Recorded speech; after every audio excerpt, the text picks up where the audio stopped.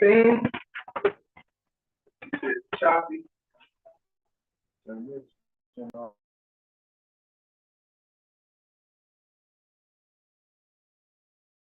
All right, testing 1 2 1 2. Yep, it's coming through. It's coming through now, but it's an echo.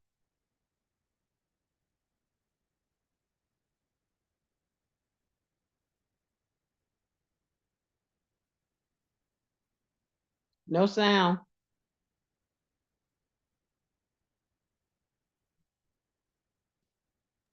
There you go. How about now?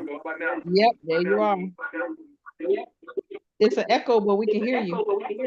Yeah. All right, let me mute this one.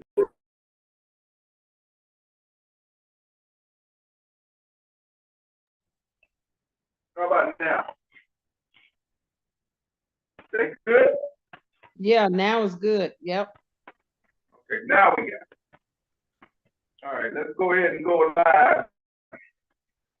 5, 4, 3, 2, 1. Arnold, what you got to say? Hold on, let's move DeAndre until he comes.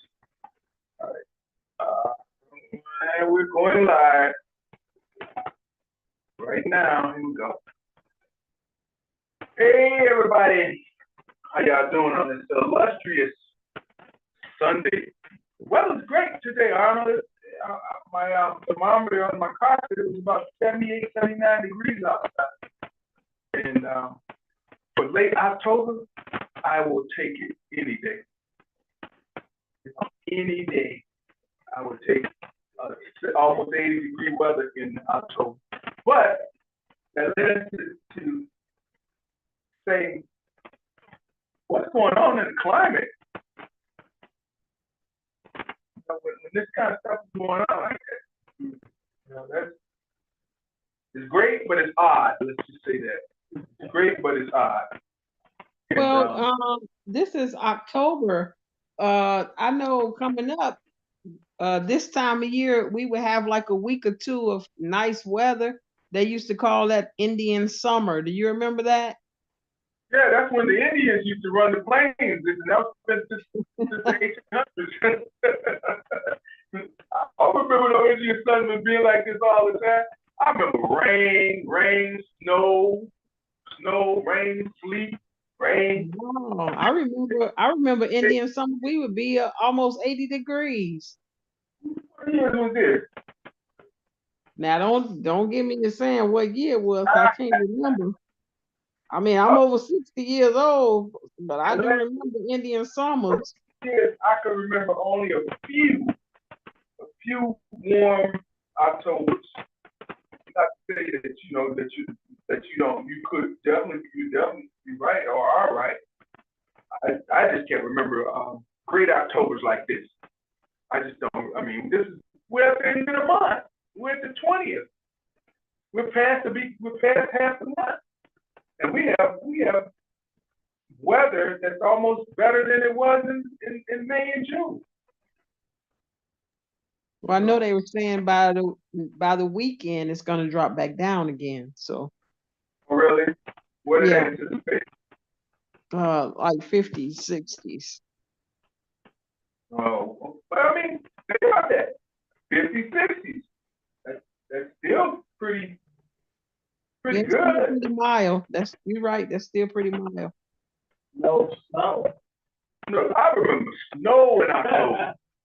That was like the beginning to say, get ready, because it's gonna be long. That's what they used to tell me. Hey, get ready for the long winter. When if you got sleet, which is a derivative of snow and rain, if you had that in October, you already know, get ready for a long, cold, snowy winter. And those are, in my mind, they were never the best. Although, I would rather have the snow than the extreme cold. Oh, wait a minute, I take that back. Because when you got the snow, this is the problem. It's all slushy, it's warm, and then it gets real nasty out. At least with the cold, everything is not all slushy and whatever. But Yeah, maybe cold over the snow. But to be honest with you, I won't even want to. I guess I'm a little spoiled.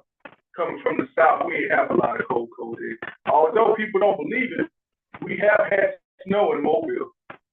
I've been there. I was there in '79. It snowed. I was there in January of '79. They had some snow. They claim they've had snow over the decades, the centuries down there. But the craziest thing is in the wintertime around the Gulf of Mexico, the states around, it gets very, very foggy. I mean, it's so foggy you can't even see your view. To put your hand out in front of your face, you couldn't see your hand. I mean, driving was almost like it's impossible in certain parts of the Mobile. We have a tunnel that goes under the bay, Mobile Bay, and comes up on the other side on like some little causeways and things.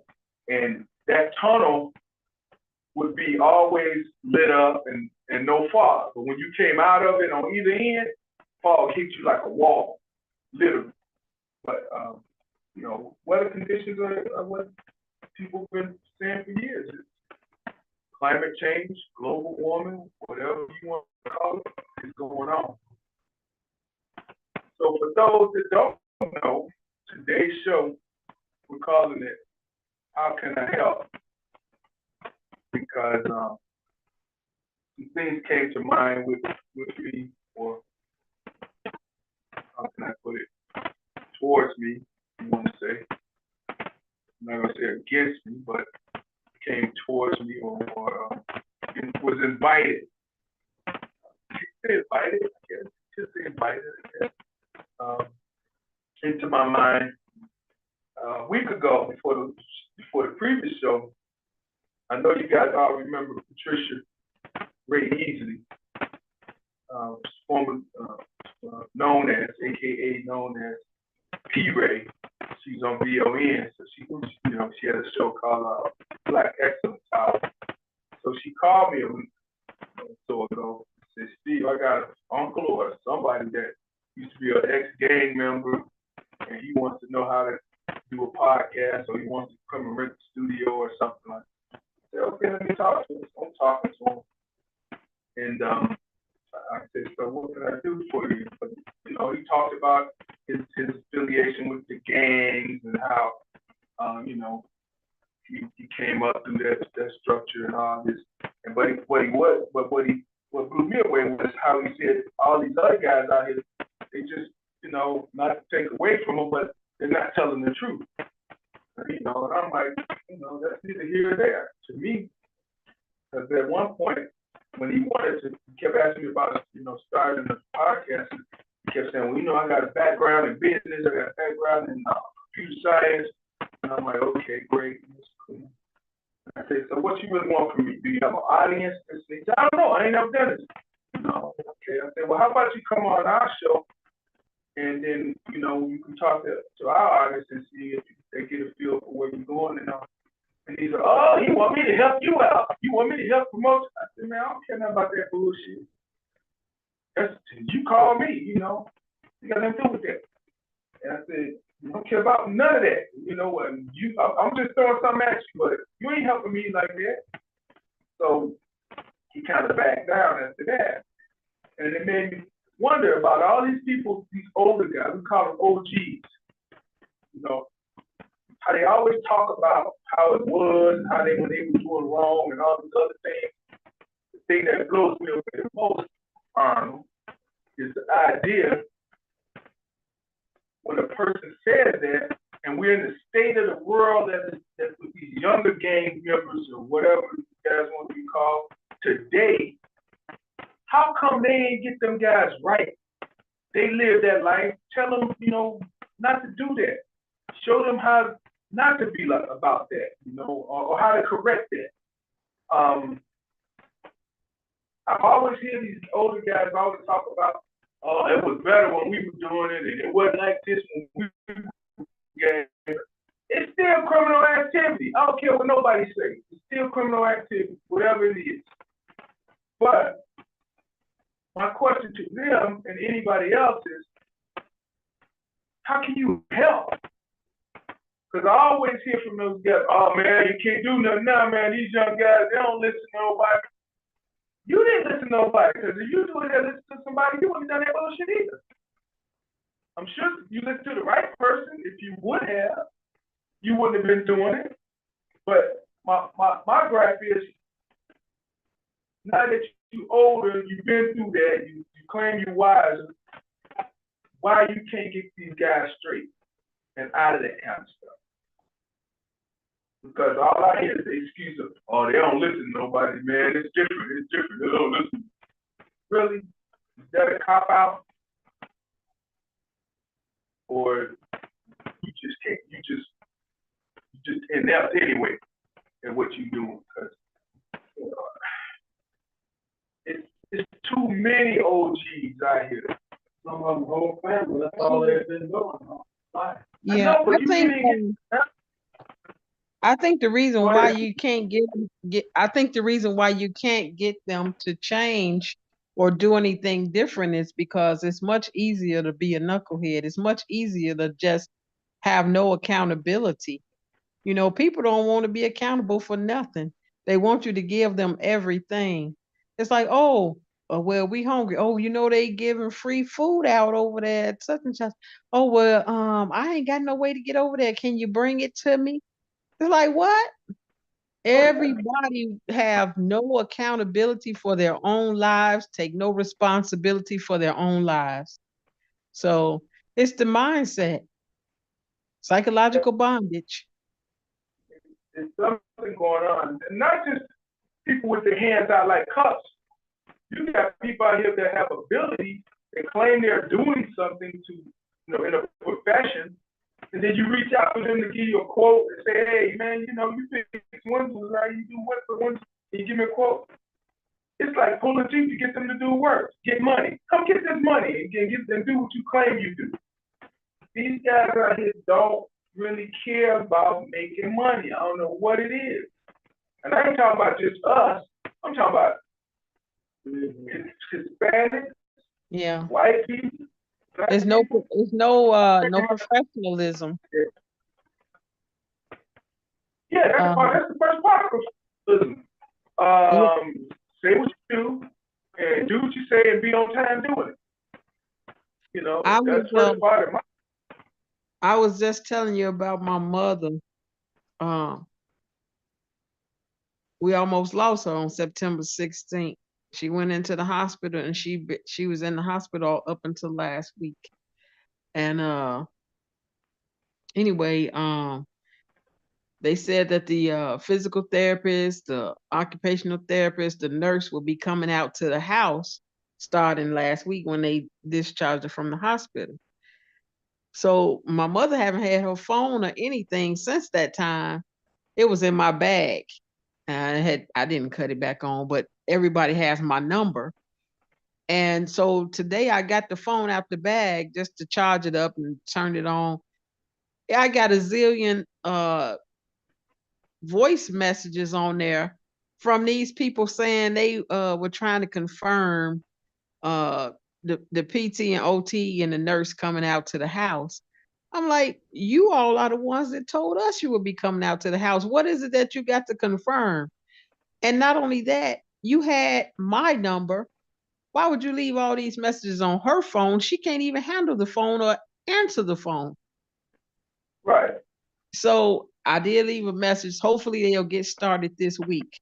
But it's like, what? You have two numbers there. If you ain't getting nobody on that one, why you don't call the alternative number, the alternate number?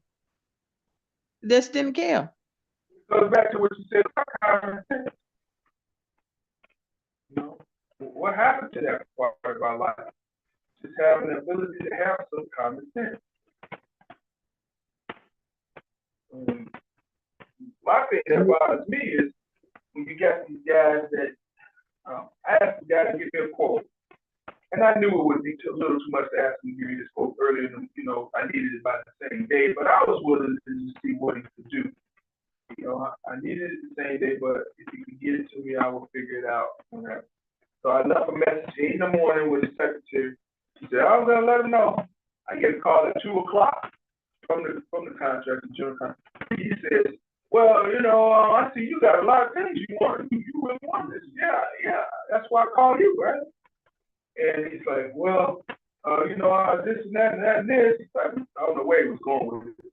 I do work with a lot of guys, I kind of train guys how to do this stuff. I work with those guys and train them, teach them how to be contractors. I'm like, oh, that's great. So I tell them, about Miss Jacobs. She used to work with young men. She would get some prospects. So I said, so what about me? You think you're gonna be able to give me a quote? Oh, I'm from out south and I'm working on I'm working on a 2600 block of Adams, and you're at 5700 block of Division. Well, I'm right there by you. And I'm like, no, not really. That ain't how the West Side works, but I get it. That's how you think it is from the South Side. So nevertheless, he finally tells me, he goes, well, this is what I'm gonna do. I'm gonna have my secretary call. Now this is a Wednesday or Tuesday. I'm gonna have my secretary call you tomorrow, so I can set up a meeting with you on Saturday. Here it is. I needed to quote that Tuesday, and I was willing to see whatever he could do by at least the next day come to see me. This guy told me to have his secretary call me on a Wednesday to set up something to see me Saturday, which that never happened 3 weeks ago. It never called me. So I'm like, what kind of business philosophy is this, man? I don't understand. How do we get to this juncture where people just don't want to do what they say what they do? And they think it's business like to tell somebody on a Tuesday, I have somebody call. You could have told me right there, I was on the phone with him. He could have easily just said to me then, hey, give me your name and number. I mean, okay, he already had my name and number because he called me back. All he had to do was say, how about me and you meet tomorrow? Or how about you and I meet Saturday at this time? But, that was a spin drill when he said, hey, let me have my secretary call me and set up. I'm like, I don't understand. How do people not want to come get money? But you're supposed to be in the business. You're supposed to be in the business of getting money. That's my thing. That's what you're supposed to be about. How is it that you're not? So, I don't know, y'all. Somebody tell me what's going on. What I say to the show is, how can we help? How can we just help, period? I mean, it seems very difficult just to help. Get help, give help, receive.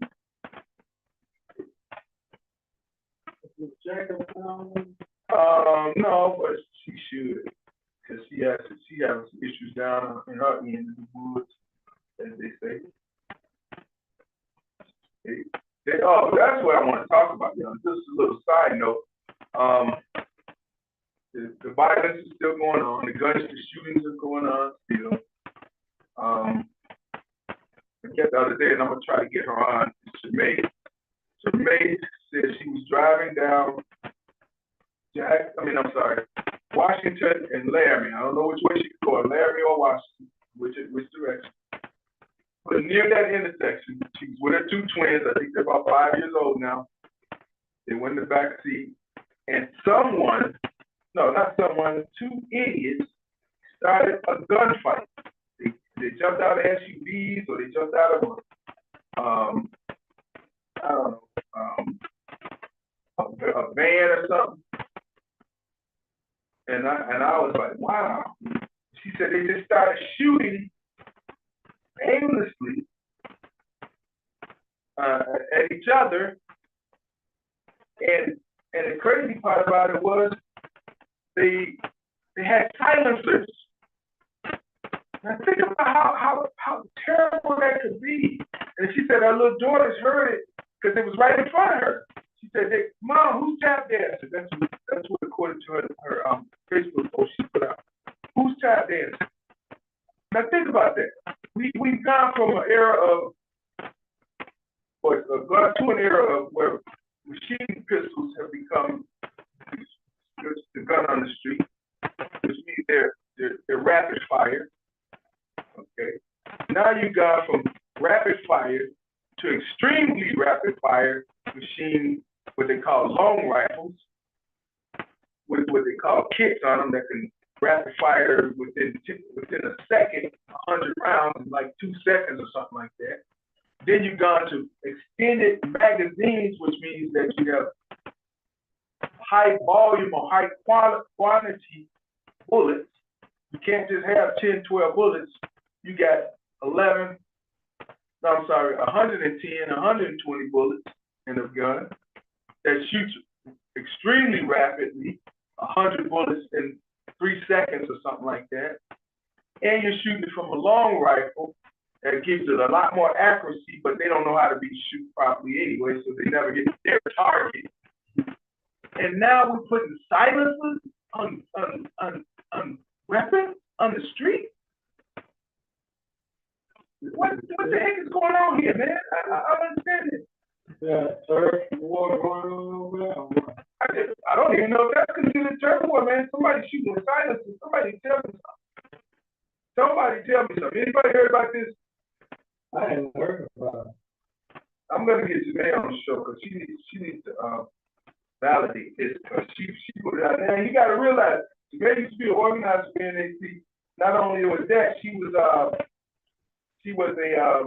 police officer for the 15th district. For 17 years she worked. So I mean, I don't think she would be making this up, and I don't think there's anything for her to play with, you know. So that being said, I'm thrown away, man. I just don't understand. I just don't understand how do we get to this stage in our lives, or this stage in our lives where we're shooting long rifles with high capacity. It's too easy. It's too much easy access. Like with technology, you can get those DIYs. You can order stuff. You can Amazon get it delivered straight to your house and snap guns together with all type of devices on it. It's so much easy access now. And people don't understand though the power behind it. Like you shooting somebody, it's a lot of jerking power when that gun fires. And especially those automatics, it's so much power, and they hold it with even professional people that are trained to handle guns have to use 2 hands. So you're able to aim and hit your target. Your arm jerking, your hand jerking every time you shoot, it ain't going straight to the person you're trying to hit. It's going all over the place. That's why so many innocent people get shot and killed.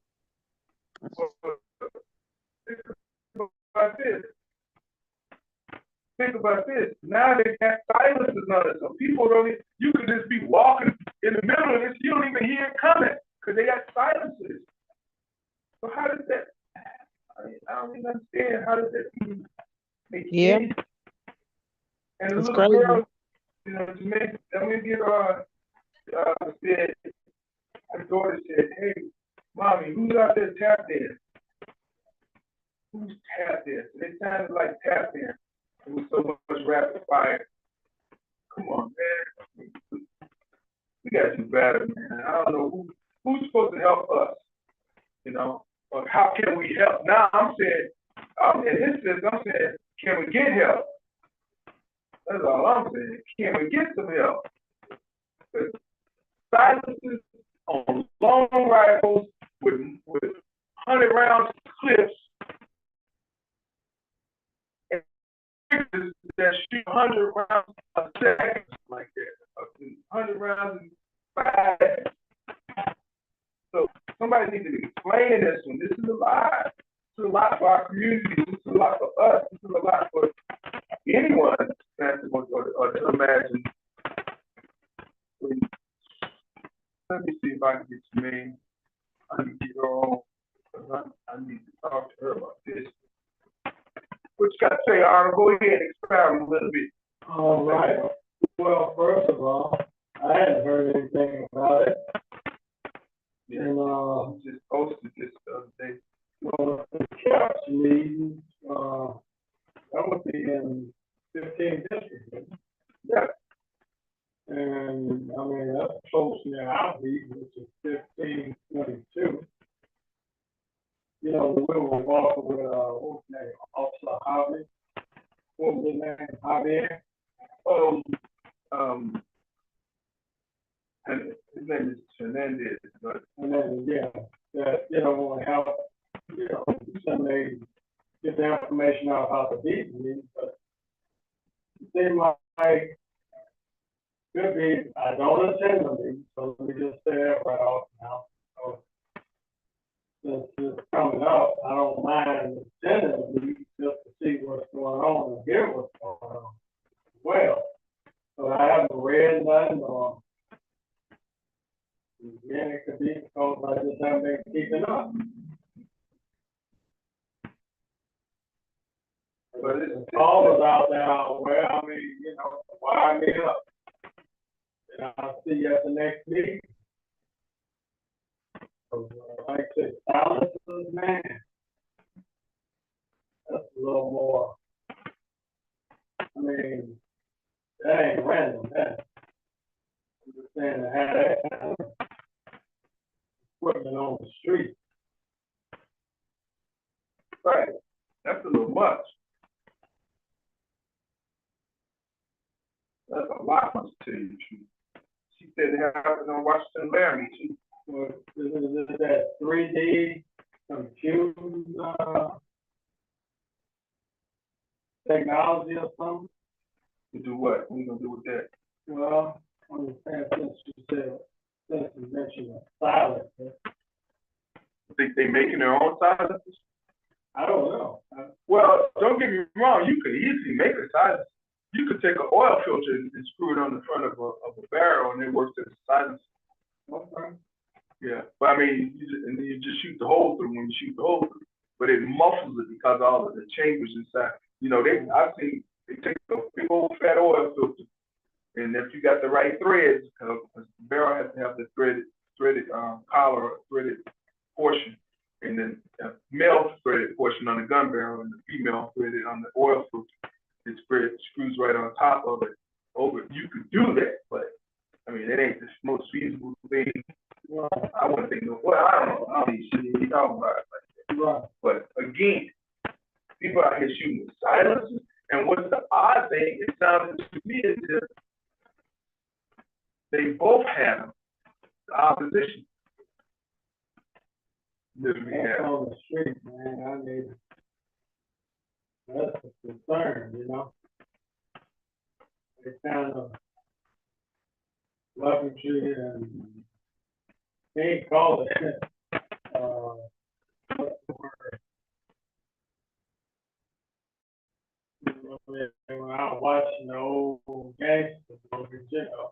I mean, it's scary. That's all I can tell you. The word is be afraid. Yeah. I mean, this is, if someone had said to me, you know what, in the future, everybody will have access to machine guns, and they could put silencers on them and shoot thousands of rounds a minute, I would say, what's the name of this movie? I wouldn't be able to, I couldn't believe that would be happening in our world. Paula, what else you got to tell us about?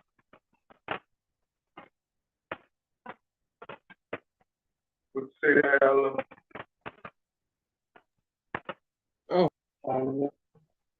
Now,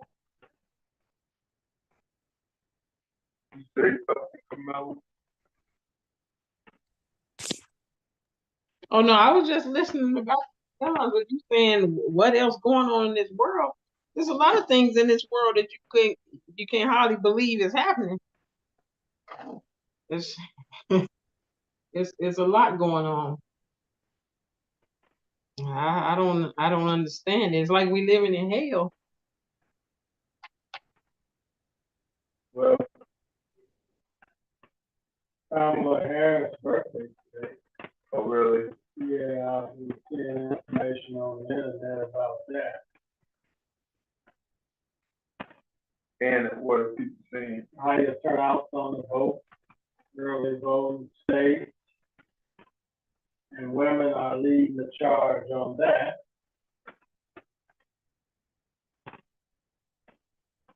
So they're monitoring who's coming in.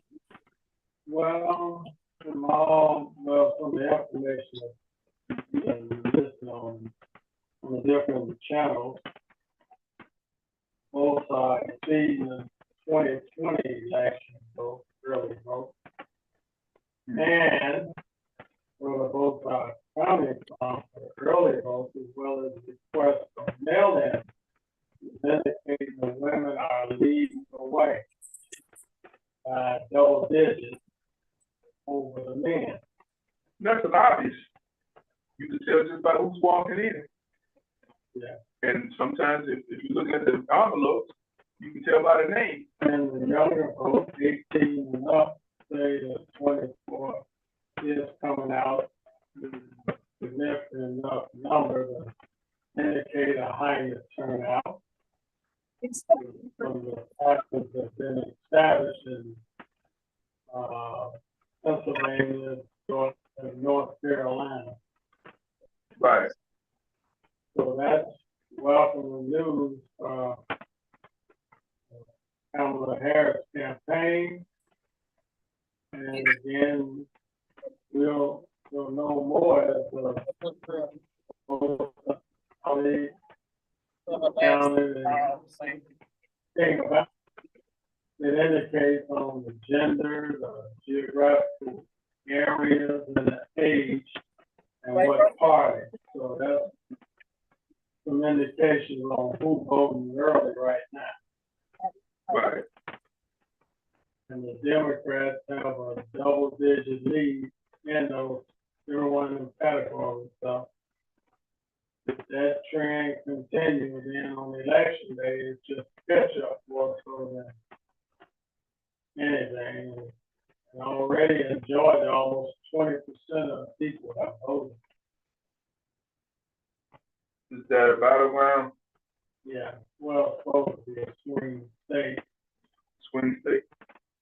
North Carolina. Explain that. Explain the battleground versus swing state. What does that mean? Well, from what I'm hearing, I don't know all in it. I just didn't learn it.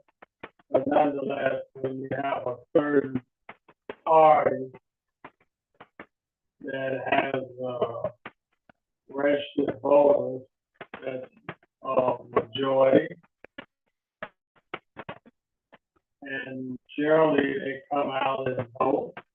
That majority generally accepts the majority, which means if everyone were to vote for election day, they already know the outcome. Like Illinois is a Democratic state, so Democrats vote out. There are more Democrats registered voters than there are Republicans. And the trend has been Democrats have, carried the day. So, swing they didn't have other factors. Democrats registered voters may be close, less than say 10 points or less separate them, and then there's a significant amount of other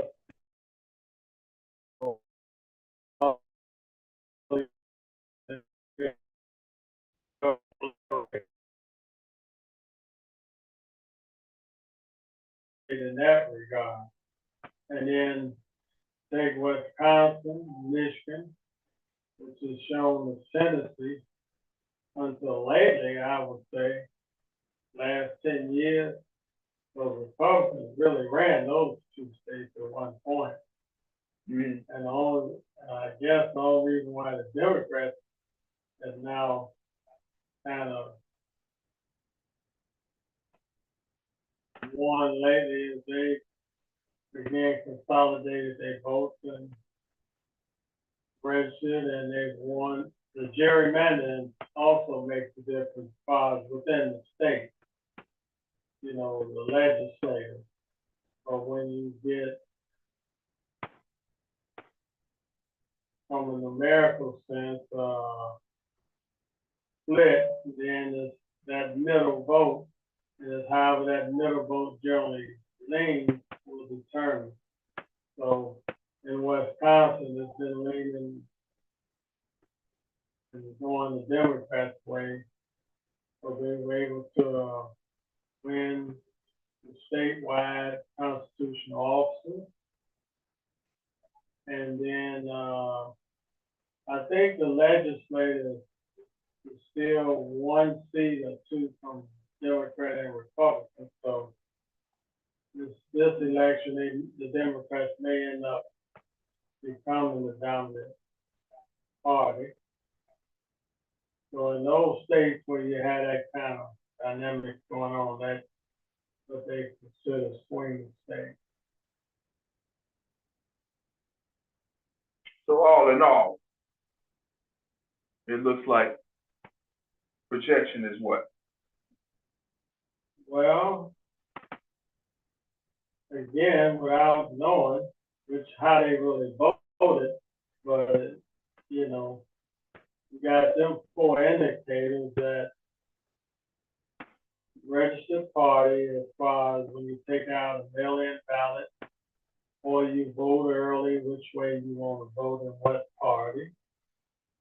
And two, the geographical area, such as where in the state, county,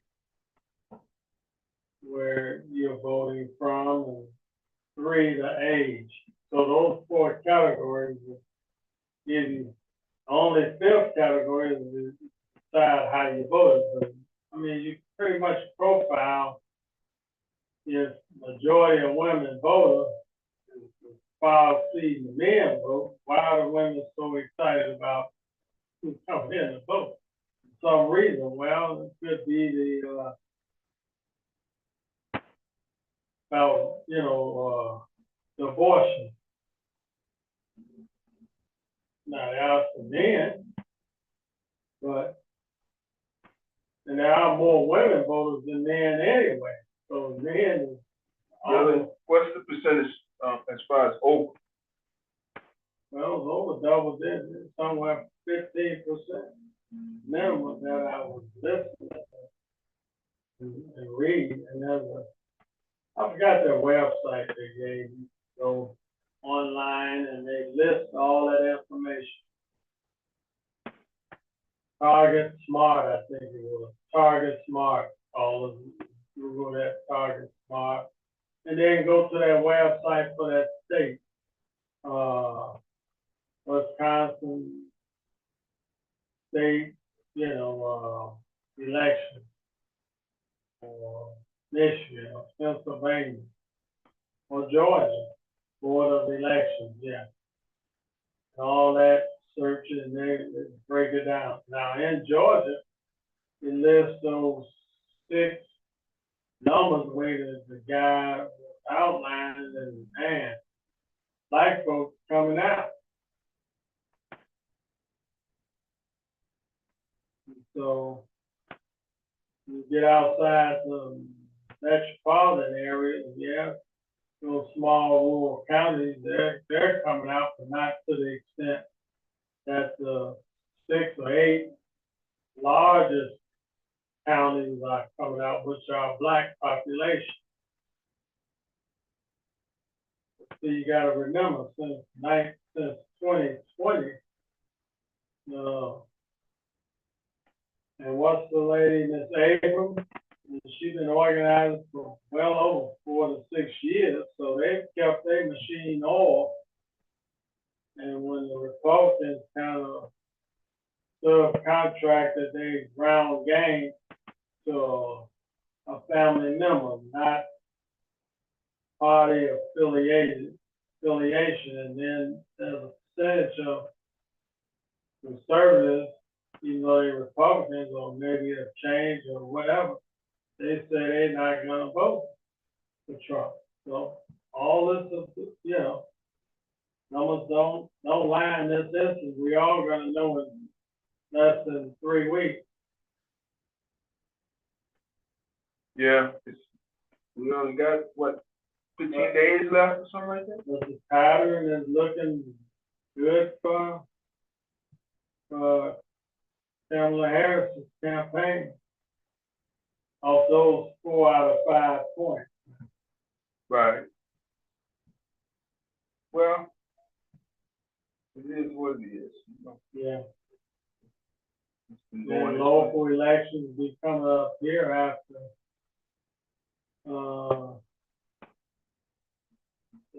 presidential, Mhm.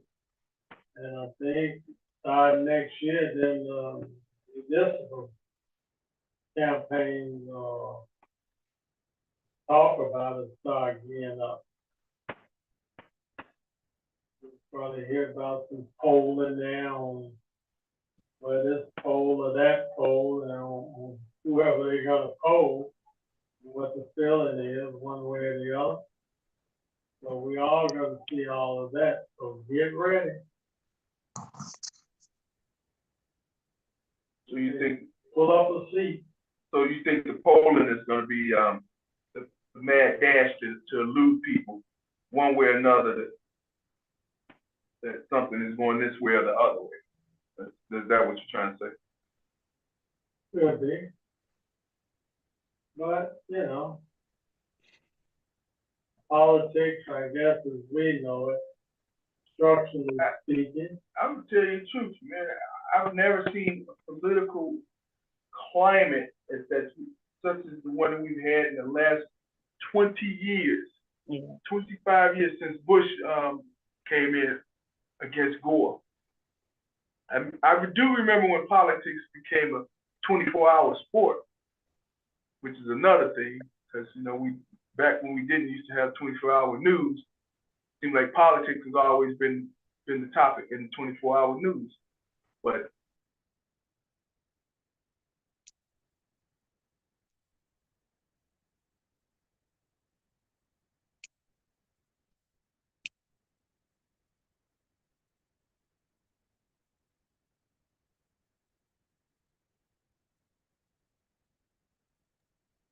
Why do you all think, because I hear a lot of young people, they say it don't even matter. It doesn't even matter.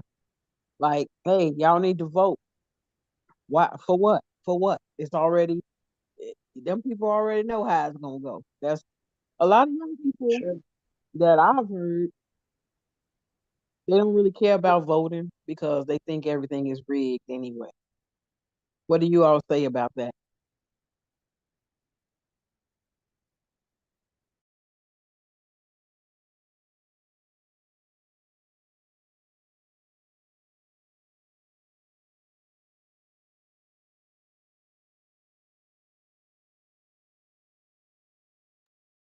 If somebody's speaking, I can't hear anything. The sound has gone out.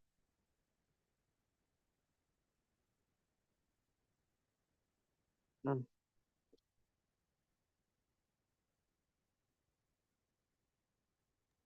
Yeah, the sound is out. Yeah, because I can't hear nothing either. Yep. Did you How all about hear now? the question that I the Can you question hear I me? asked? I heard you.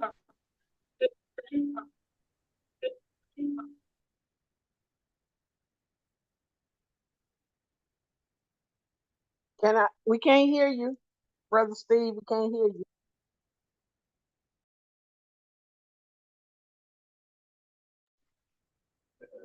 I guess that's hello? now. Can you hear us? Hello? Yes, I can hear you. Okay. Good. Yeah, call it in regards to the young people.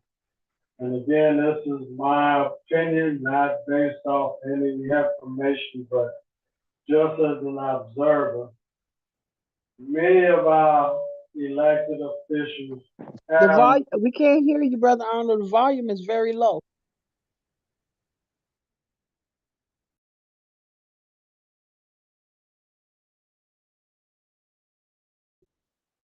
To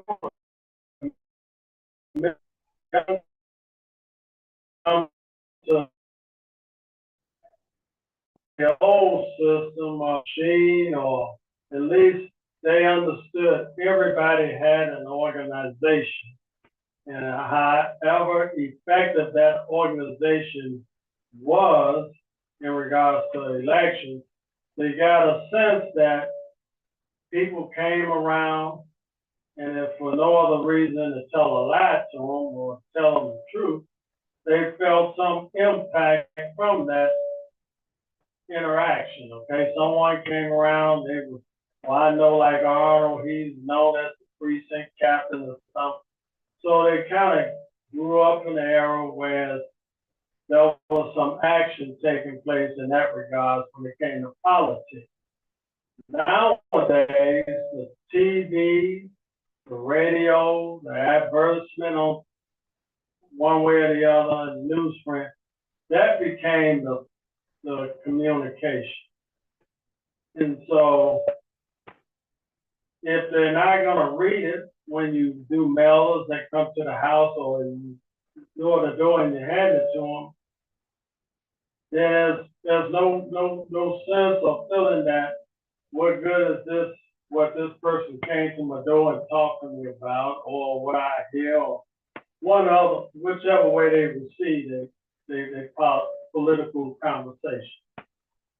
That could be the problem. And where generally there's a consistency in just that activity, the people at least have a sense of know, oh, well, it must be politics time or that time to vote. That's why they probably saying that now. But we used to hear it all the time. You know, all the time I see you guys when it's time to vote. And y'all get on our nerves. Well, now they don't see nobody. But they get the information come to a mailbox, the door. If it doesn't say 30 or 50% off, they throw it in the garbage. I think it's totally different. I think it's based on people are not suffering enough.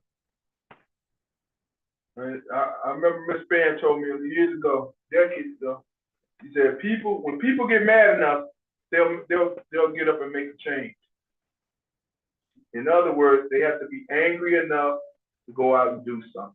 Other than that, they wait for somebody else to do it. It ain't my job, it ain't my problem. No, it's my problem, but I don't need to worry about it. I'll let somebody else do it. You know, we live in that kind of society that no matter what happens, you don't you worry about it. Somebody else will handle it. You know, that's just the reality, the way we live. But I think after Ms. Harris win the upcoming election, then the last of the first, or the first this, first that, probably more than likely may be over now. There won't be any more first, you know. In regards to first woman, a black woman, you know, first man, a black, you know, when we have the first black president. See, and to your point, almost like a movement, but the disconnect is if you're unhappy now and you don't participate in a political system, then you just ensuring that whatever you feel one way or the other is going to remain the same. So they ain't no revolutionaries, ain't nobody gonna overthrow the government and go to war. Ain't no more 1776. So I just don't know. I don't have no answer for that.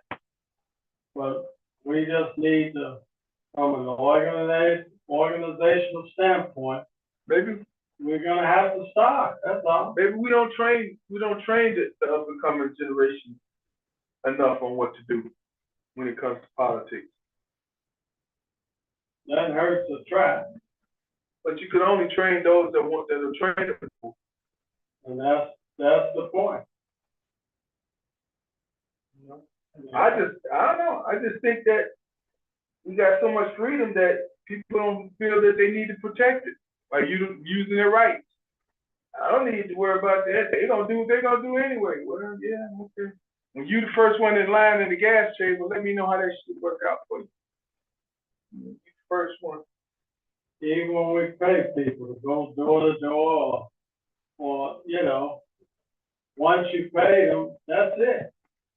9 times 10, you give them the information they're supposed to read to be able to talk about it at the door. Yeah, some of them may say, man, I'm in it because you can. You know, I'm not trying to learn this. And hope that they are registered to vote, that they will go vote. Yeah. You just don't see it.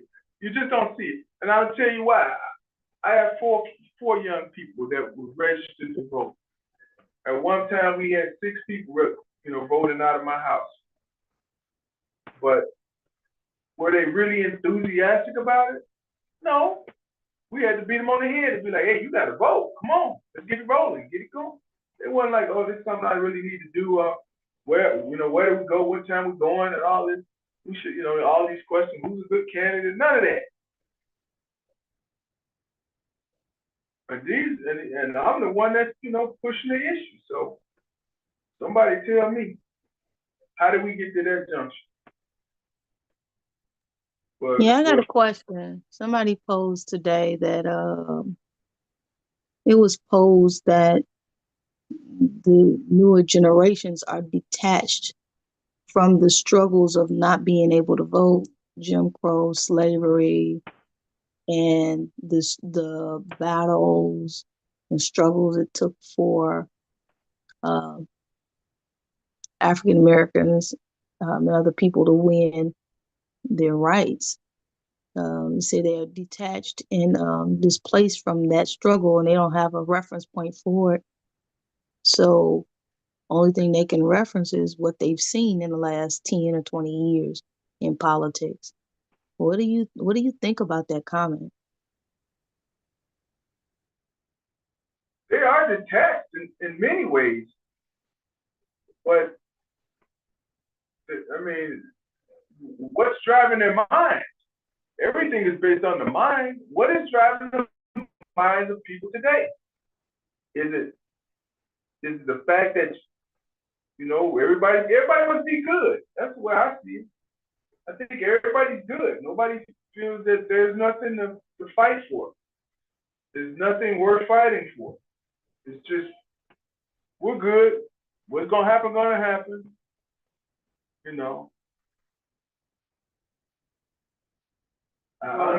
What's their what are they responsible or accountable for in their life experience?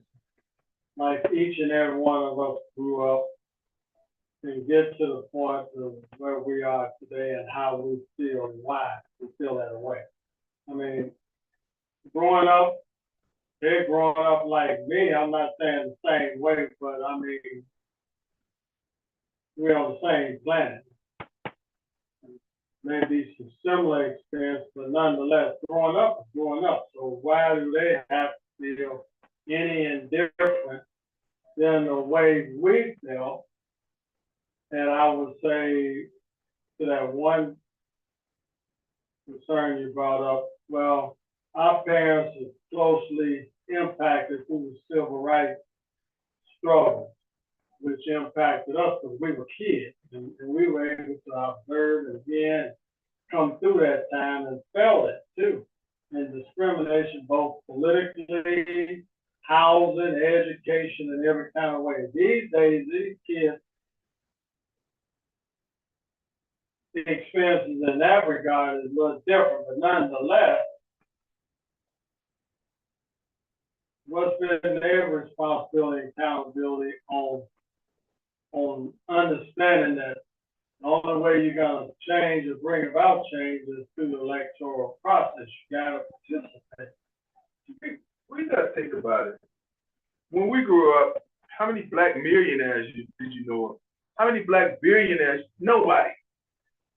I mean, it It just wasn't something that they see. How many black politicians? How many black leaders? How many black store owners? How many black business owners? We got all of this, but we still ain't overcame nothing. Well, I mean, reality.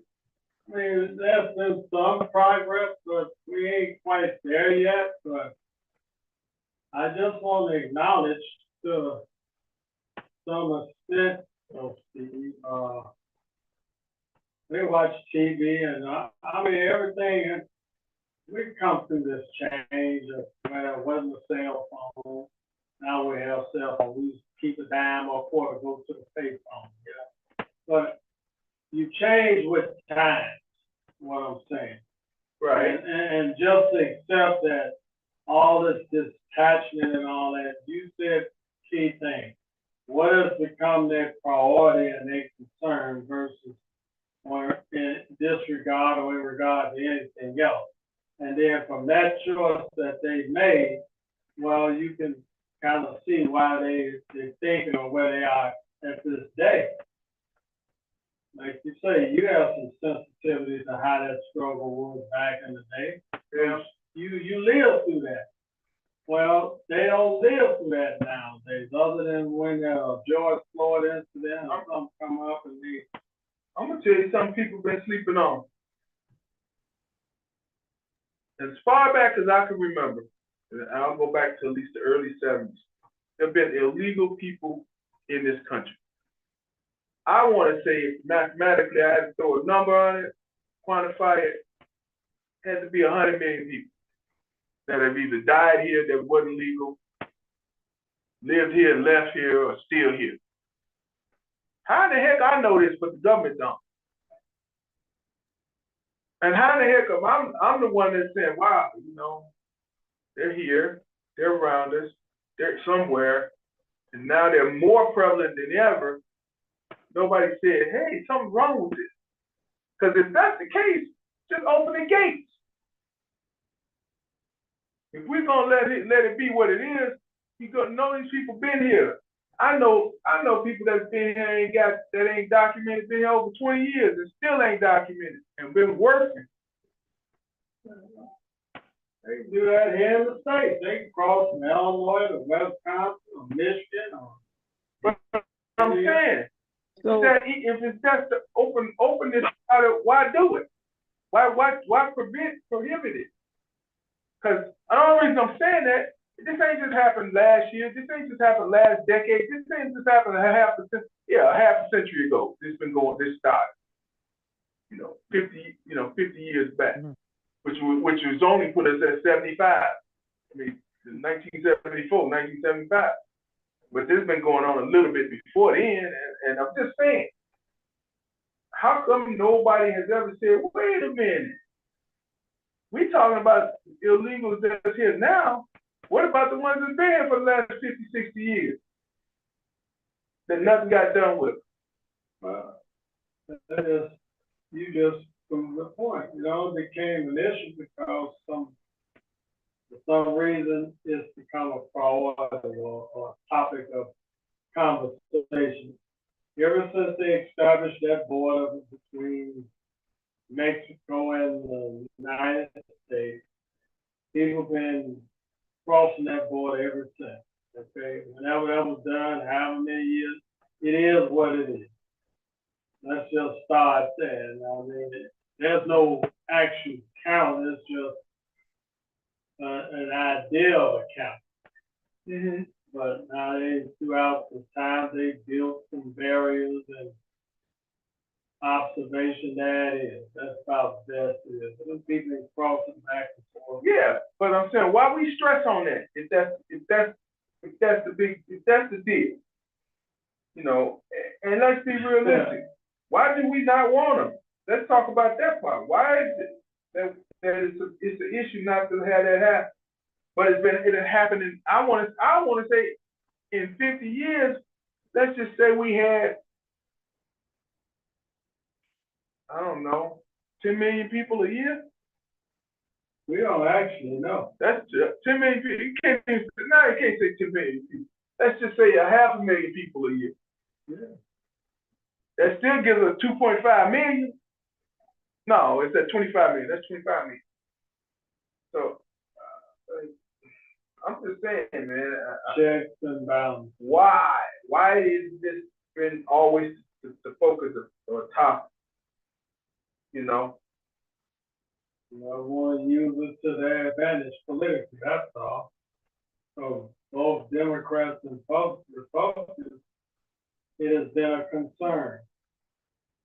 They've had Democratic governors of Texas. Democrats used to run Texas, and then Who did? the Democrats. And Oh, then okay. after Johnson signed that voting rights, that went to Southern, you see? Mm-hmm. So, Yeah, that number would be if there was only 500,000 people a year for the last 50 years that came in here, stayed here, died here, lived here, been back and forth here. That still gives us about 25 million. If you only had 500,000 people a year. So there are 500,000 people a year in 50 states. That's what, 50,000 people? No, I'm sorry, 10,000 people per state. and you think A year. Size of the country as it's configured, and where people are actually living in this country geographically, and where some additional people can stay or live or populate. See, those are concerns. If everybody, you know, do I want to live some other spot or place in this country? Maybe, but I've chose here. Now, I've been in other areas of this country, believe it or not. I was working on the railroad, and I got a chance to see, you know, and learn, because I never went into the army or nothing for my coming out, school and all that thing. So I understood that, but nonetheless, when you get in them areas, you see where there's population, immigrants there, they adjust and they absorb into those communities, so they do and perform certain jobs that some people there don't want to do. Right. And then they're there, and they understand that they don't have citizenship. In other words, all they care about is living at that point, raising their family. They don't care. Yeah, they would love to be a citizen, and they understand that process and all that they have to go through 5 or 10 years before it. Some go through that. When I was traveling on the railroad, I got to understand it. I had conversations with a lot of Indians, Hispanics, Asians, Like Native American? Native Americans, and now, you know, and others, Eastern, you know, European, you know, because in our, those were Swedes, Eastern Orient, you know what I'm saying, Eastern European countries over there. Missouri was pretty much Southern. Indiana, same thing. Michigan, Upper Peninsula and all that. And even the state of Illinois. So I got to talk to them and learn and travel throughout the railroad. And I was gone 14 years away from Chicago. So I enjoyed it because it was like, you know, people go out and go into service and all that. That was my coming out. So I had to adjust and get along. Learned a lot, culturally and all that. So I was down. But do you hear what I'm saying?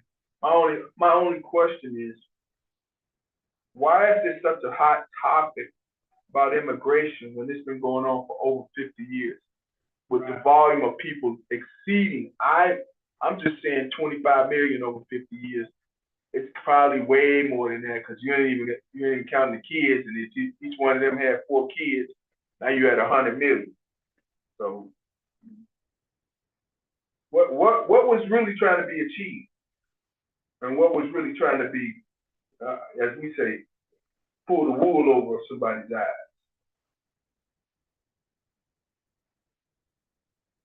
Anybody on the panel? Question?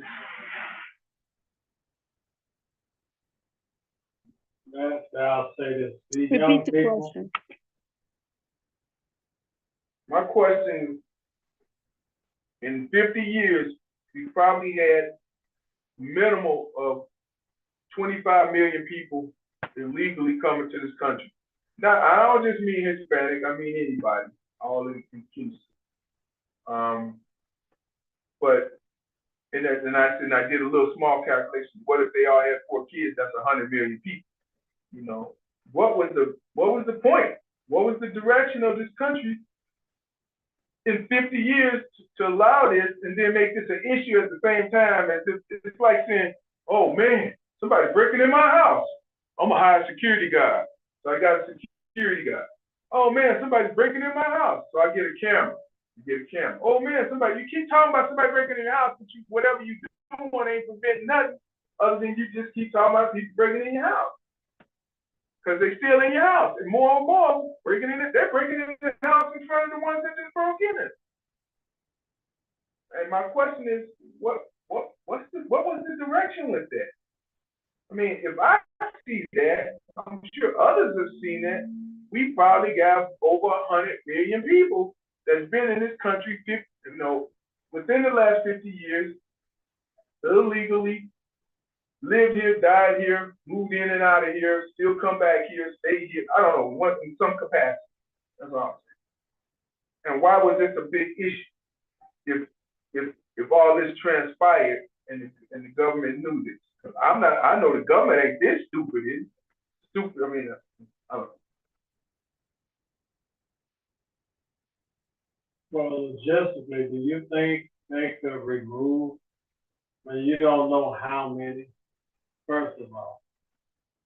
How can you manage something you don't have a handle on or any idea other than? That's the whole point. You don't have a handle on it. So Right. you gotta figure out how to manage it. Yeah, you just come up with a number, plan for that number, and that's it. So Just like slavery. I think it has become an issue because it's scary. Instead of racism, I believe that it's become a matter of classism, and it's the have and the have-nots. And because there are more people that have not, the ones that have are getting frightened because when you got more people that don't have, you fear them. Like you just saying, somebody breaking in your house. When you got more people that don't have, you fear them coming over in your territory, taking your stuff, or robbing you, or for a lack of resources, they gonna head towards the people who have. So I think it's become a war of the have and the have-nots, and that makes people who have, that makes them frightened. So I think that's why it has become such an issue now. Define a have and define a have not. Give me some quantitative number. What makes a person a have and what makes a person a have not? Well, I think somebody made mention of how many. I think that was you, brother Steve. You were saying, like when we were coming up. I came up in the '60s and '70s. It's like, how many black millionaires did you know of then? Compared to now. There are a lot of people that have money now, but there are also millions of people here in this country that, like you were saying, have come illegally, have come and have nothing. Literally come here with the shirts on their backs. And I believe now is more people that don't have access to resources, don't have money, don't have housing, don't have health care, don't have a lot of things. And Well, for those that have, it frightens them because it's more that don't have than there are now of those that do. let me break something down to you. I saw this on the internet. It's called wealth levels by net worth. In other words, where do you fit in the economy as far as how much you got? So they're saying poor is considered to be 0 to a half 500,000. Does anybody agree with that? 0 to a half a million? 0 to a half a million, you consider poor. Anybody agree with that? 0 to a half $1,000,000 is considered poor, you said? Yeah, 0 to 500,000 is considered poor. Okay, middle class is 500,000 to 2 million. Upper middle class is 2 million to 4 million. Comfortable is considered 4 million to 10 million. Wealthy, now you're becoming a wealthy person now at 10 million to 30 million. They got what I ain't never heard of this class. The lesser rich. What? The lesser rich? That's like saying almost dead. Oh, you did or you not? I don't get it. But the lesser rich is 80 million to, that's 30 million to 80 million. The comfortably rich is 80 million to 150 million. Now here we go. Here's the class I know. I know poor, middle class, wealthy, and rich. But now we're on rich. They call it rich. 150 million to 200 million. The seriously rich is 200 million to 400 million. Now they got a category that's called truly rich. 400 million to 800 million. They got the filthy rich. I could have went 10 categories below this. I still call them filthy rich. They got 800 million to a billion. 800 million to 2 billion, and the super rich is 2 billion and up. So, I don't understand. Somebody explain. Or you need the categories to be clarified again. Well, I'm wondering, where does he get those figures from? Because, I mean, from poor to middle class, that's a very big gap. And I just don't agree with those figures. I guess they couldn't really say. Yeah, I agree with you. I don't agree. And anybody can publish anything. Doesn't mean that you take that with, like that's the gospel. Anybody can publish something. And that's your net worth. That's saying your net worth. That's including income, whatever you own, your car, your house, your clothes, your kids, I guess. I don't know. But 0 to a half million is a poor. What did you say that resource was again? Where did you get that information? This came from somebody on here says this can't be right. This can't be. Yeah, I don't think so either. I don't know where this guy got this from. I don't know the source. It's just a whole chart, and it made me go, I don't understand. There's so many categories. I thought it was just poor, rich, poor, middle class, rich, and extremely rich. That's what I thought. Because what's the difference between a poor person and an extremely poor person? To me, you poor. He can't tell you he's extremely poor. No, he's just poor. Well, how about poor is like somebody living from check to check, and extremely poor is they don't have a check at all. Right. So that's why they got no. That's why they got 0 on here to 500,000, because I guess they figured if your net worth is 500,000, I guess you can have a house that's worth 300, have a car that's worth 50. Now you're at 350. Got a job that's paying you 20 or 25, so you're at 375, and your debt is 175. What would that be? So 150, but you need to add up to half. I think you would still be poor because if that's all you're making is that's all your income is, and you got to pay a mortgage and a car note and stuff, all your money is going to that. You really don't have much except for the value of your home or your car. Well, I I don't guess know. the other part of that is if your net worth is let's say they said 0 to half million is poor. Your net worth is a $500,000. What if you owe on all of that? You owe your $300,000 mortgage. You owe your $50,000 car.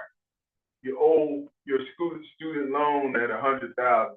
So now you're at $450,000, and then you're only making $50,000 a year.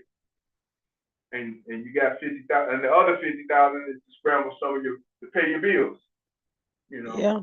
out of that 50,000 a year that you're in debt 450,000. So I can kind of see that.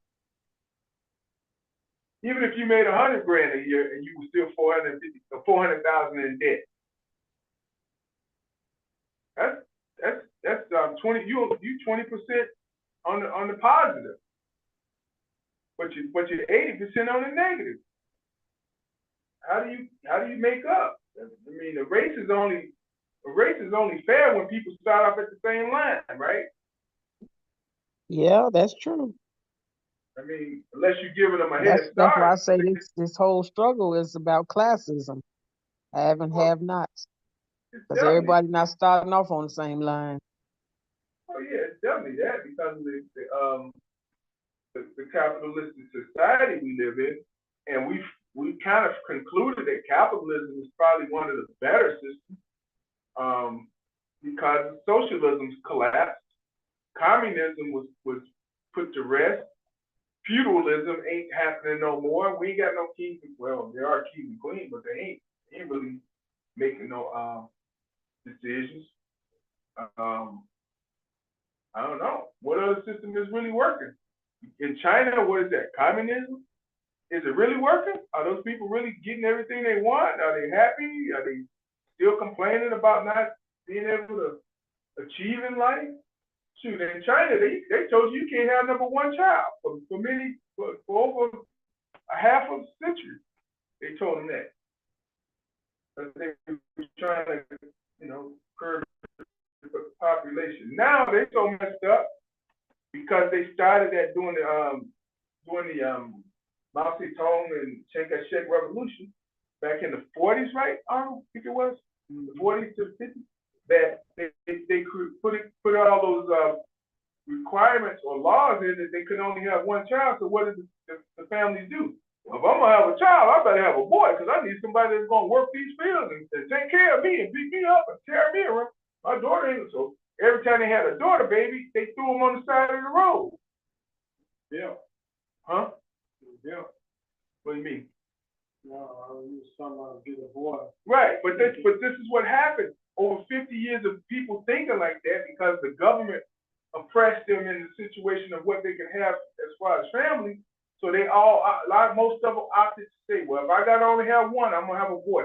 So when they had baby girls, they aborted them, or they put them in orphanages, or people said they just put them on the side of the road. So guess what? Now their population is too many men. Too many men. I've already said in another 100 years they will never be able to keep their population up because they cannot reproduce. Because they don't have enough women to reproduce that they need to stay. Because they can't have a baby. I say this, I'm not going to be possible in the next 10, 20 years some other kind of way without women. Just because they said mathematically they cannot keep up. Time will tell. I'm just saying. I understand. Think about that. When I was young, they said China had almost 2 billion people. They to under like 1.3 something now. So what happened to 7.7 million people? Okay, they didn't reproduce anymore because they put those restrictions on. But what they failed to think about for their future is you're not going to equal this out, because people, they didn't expect what they call freakonomics, where people actually do things that goes with or against the grain that turn up what we end up getting. And what they ended up getting was a country where there are so many men now, young men, there are not enough women there to reproduce to make more babies. Even if they told the people, you can have as many kids as you want now. Matter of fact, we'll give you a bonus if you have 10. They can't keep up in the next 100 years to do that, because guess what? If you have 10, who's to say those 10 are going to be girls to help them reproduce in the future? Let's just say 50% of them are. We got 5. We're still behind. The numbers are so bad in China now that they're, and look, if you don't have enough women to keep reproducing, eventually you'll have nobody. So, our sisters, we need you. I'm just saying, this is a fact. It is a fact. So anybody have any questions about that? Well, we were talking about the net worth scale, as they say, as they put it, the wealth level by net worth. How can it possibly be? I can tell you this much. I remember in the 70s, I used to think when they said you're a millionaire, I said, well, shoot, the way things, numbers, I did some calculations. I don't know, I was that kind of kid. I said, a millionaire, man, well, that's a lot of money. I want to be a millionaire. But then I did some numbers. I'm like, by the time I get to be older, $1 million won't be worth nothing. You got to have 10 million in order to keep $1 million. By the time you get old enough to live, and I wasn't too wrong about that. Yeah, it all depends on the rate of inflation. Yeah, but I didn't know how to calculate rate of inflation at like 19 years old. But I'm telling you, looking at this scale, 10 million ain't even, wait a minute, you got middle class at $500,000 to 2 million, upper middle class 2 million to 4, comfortable 4 million to 10. So that's just calling it comfortable. That don't even mean that you live in a millionaire lifestyle. Ain't no, you ain't lavish. I was talking about a millionaire in the 70s, you live in lavish, man. But that don't even make it at 10 million on here. That's just called comfort. I guess you must have over $5 million worth of debt. And wealthy is 10 million to 80 million to 30 million. I mean, if you ask me at any time of my life, I would have told you 4 million, 2 million was wealthy. But I get it, Taxes, your taxes is 20,000, 30,000 a year in some cases. To the callers out there, do you feel inflation has gotten to the point where now when you go to the grocery store, you're getting pretty good amount of items for your dollars that you're spending? No, you're not. This Mosaic, I came a little late, but no, it's pretty bad. I just seen a video. I just seen a video, and the guy showed all of the gas pumps, and everybody was putting $10, $7, $8, $9. But inflation is about probably 2.8% to 3%. And when you get that, you should read this. I'm gonna tell y'all the book in a minute. But I mean, when you got a high inflation, let's say the economy is good. If the economy is good but the inflation is bad, your buying power and your dollar just don't stretch that far. So you can't buy a lot of house, you can't buy a lot of groceries. You know what I'm saying? And so right now the inflation rate is extremely high. And so a lot, especially for Black folks, a lot of people are not able to, get as much groceries as they, previously once was. Cost of living index at 2.5. Is that 2.5 as of right now? Yeah, that's the increase that they just recently mentioned about 2 weeks ago. So starting January 1st, everyone with a pension minimum will get 2.5% increase. I'm looking it up now. And so let's just use that 3 points that you mentioned. So that's about Oh, it's 2.4, so it's pretty good. So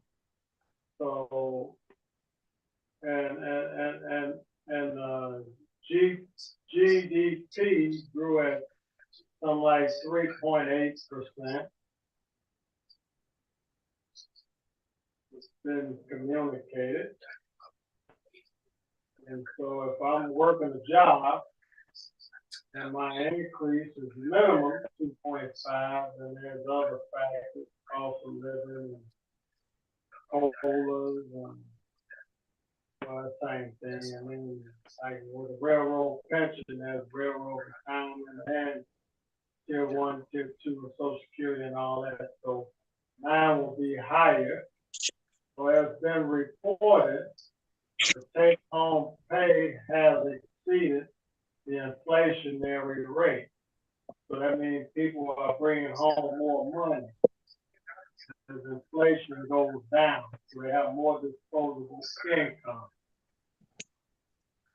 Well, let me ask this question. You said something to the fact that people are buying $89 worth of gas when they go to the pump. Are you saying that's too much, or are you saying that's too little? Well, I'm just saying like the inflation rate, but listening to what listening.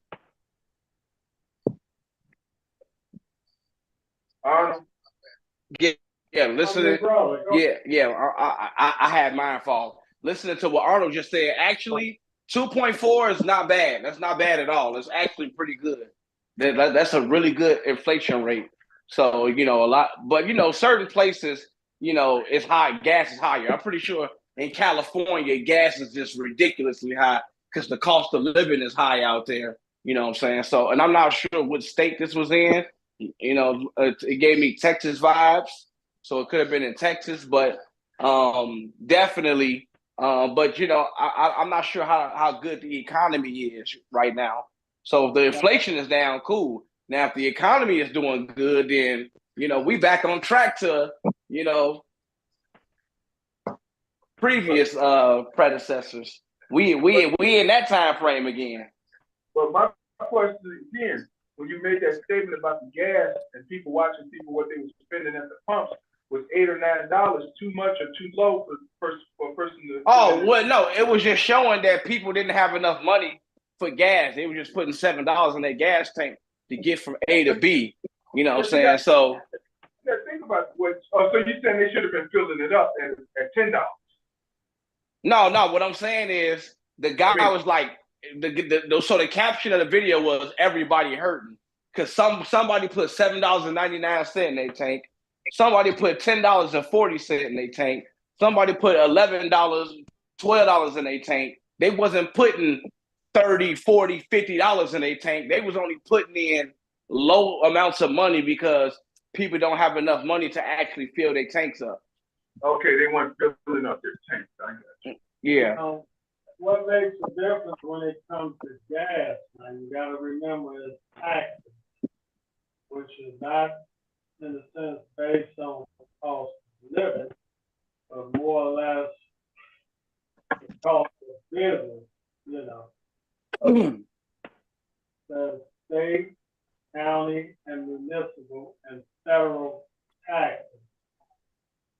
Now, if we're paying what, $3 and some for a gallon of gas, you can imagine almost $1 there is tax.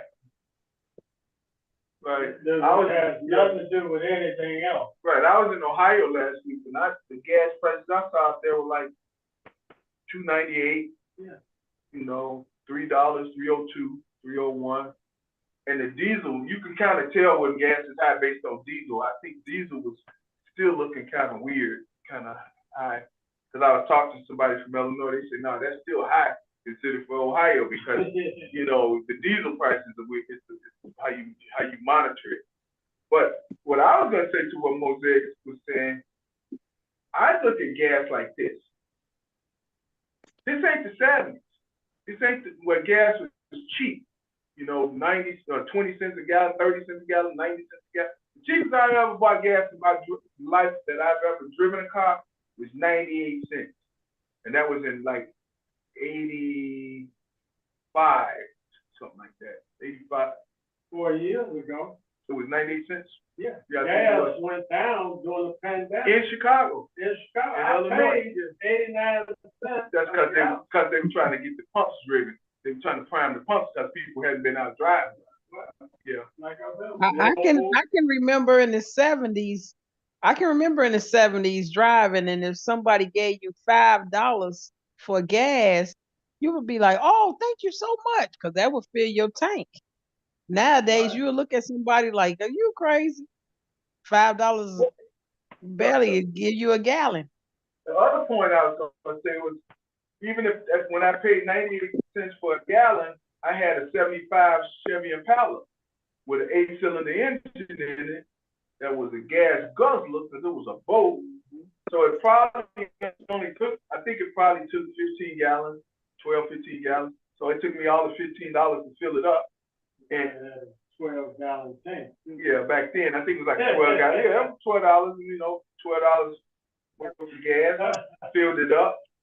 But guess what? I'm filling it up again in the next 3 days because the doggone thing is a gas guzzler. It's not, those cars were not as fuel efficient as they are today.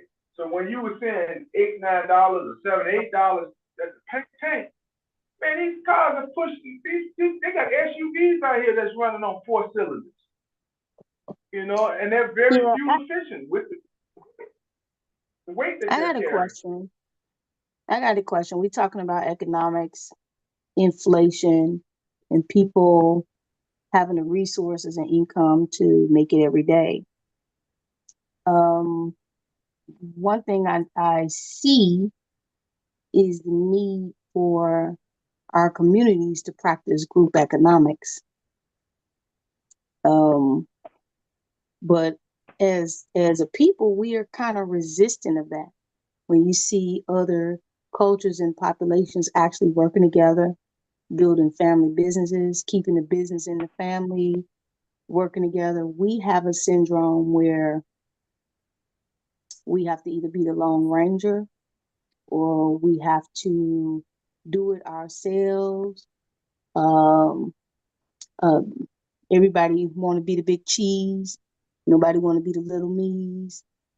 You know, so we have that syndrome happening, whereas other cultures and populations are able to figure out how to come together, work together, move through their differences, and work in a way where the inflation and the economics minimally impact them and their families because they collectively work together. They share houses, they share cars, they share everything, even groceries. So if you're in a household with 5 people and everybody pitching in on groceries, you know, that's not necessarily the biggest thing. Everybody's pitching in on the house payment and gas, you know, and that way your money goes further because we cooperate and working together.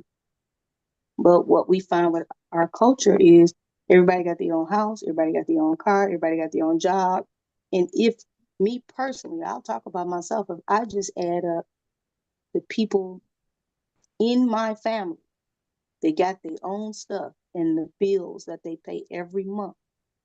If I add up all of our bills together that we pay every month individually, is well over 12 to 15 grand a month.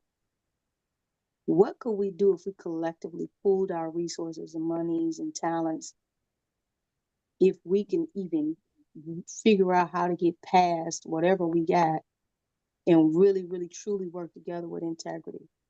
That's something that I think we have to really begin to have that conversation because, economically, we got a lot of other people that are here and that are coming here, and I ain't mad at them. And they're able to get resources, loans, business support, business grants, everything. And we don't have those. We don't, in theory, they say we have those benefits, but in practice, that is not true. So how do we start focusing more solution minded and collaborative and cooperative minded and working together so that our communities can really not just survive, but thrive even in difficult times? That's my question to everybody. Well, I think you said it in your own words when you said even me. We live in a me, society. That's what it's all about. I don't even think we were like that when we were cave people. I think the cave people kind of held tight together because they didn't want the Tyrannosauruses and the T-Rexes or whatever to get them. They had to work together to fight off because they were considered prey. They were the food for the other animals.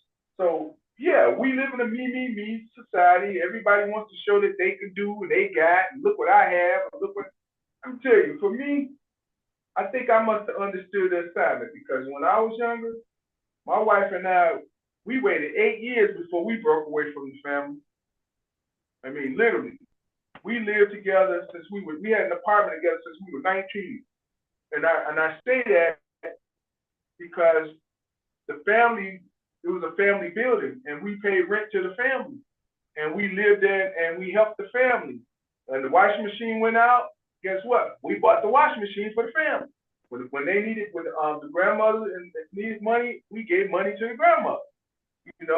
Outside the rent, if it was needed. So we stuck around and built the family because the family was helping build us. And then when we broke free, honestly, we would have brought the elders with us, but they passed away within those 8 years while we were, developing our base. And then when we left the base and started our new base, we had some good seed money to start with and some good foundation and concepts to work with. Like today, a lady said to me in the community, she said, "Steve, I like what you're doing with your family." I said, "What you mean?" She said, "All your kids live in the neighborhood. All your kids live in the community." I'm like, and I never thought about it. I never even put it into perspective like that. I just thought of it as, that's what family's supposed to do. Family's supposed to stay around family, stay close to family, and be with family. That's just what I thought. But when she said it, I was like, man, you're right. All my kids live. And what's odd about it is the rest of the family in, and that we own property in, and they don't want to live in the area where I want to say it's a little better. It ain't that good, but they don't care about that. It's just weird. It's just weird to me. I feel like blacks even in Africa, they're tribalistic by nature.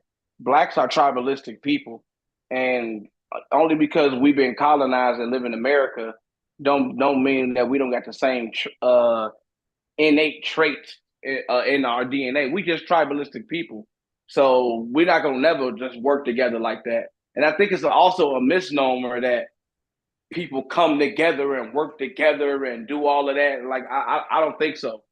When you see a Mexicans in a house or apartment, they're in a condition where a lot of them is illegals. Probably one of their family members or through a program got them their apartment. They have to live in that apartment together, and everybody got to go to work and pay bills. So as some kids get older, they leave. And in our community, especially if you're growing up under single mothership, and we know this is true. Let's not act like it ain't true. What your mama say? Get your ass out. Get the ass. Like black parents kick you out. That's why they kick you. They don't let you stay like the white people or let their kids stay. They'll even let the son bring the wife and get married, and you know what I'm saying? We don't do that in our community. We don't even get married like that. So if we don't get married like that, not saying that we don't get married, not saying that you don't know people who are married, and maybe your friend group might mostly be married, but for the holistic of Black people, we don't get married. There is no bond. There is no unison. If somebody on this phone on this call went homeless, nobody on here gonna help you to the help that you needed. It just ain't gonna happen. We Black folk, we don't operate like that. That was the first part of this statement. When you said the parents say, "Get your ass out." Why would they say that to somebody that's doing the right thing, that's not out there doing criminalistic things, that's not out there affiliated with gangs and the idea of being entrenched in it? I mean, I knew gang members, I wasn't affiliated like that. That's not out there trying to better themselves by either getting a good job, furthering their education, either or both, and helping the family while you're doing all that. Why would these right-minded parents tell their dumbass kids to get out? Now this is a beautiful conversation. This is beautiful. You got somebody who be on your show all the time. I seen him. So me and Dre, we stepbrothers. You feel me? My father, their mother. I heard them telling get the fuck out.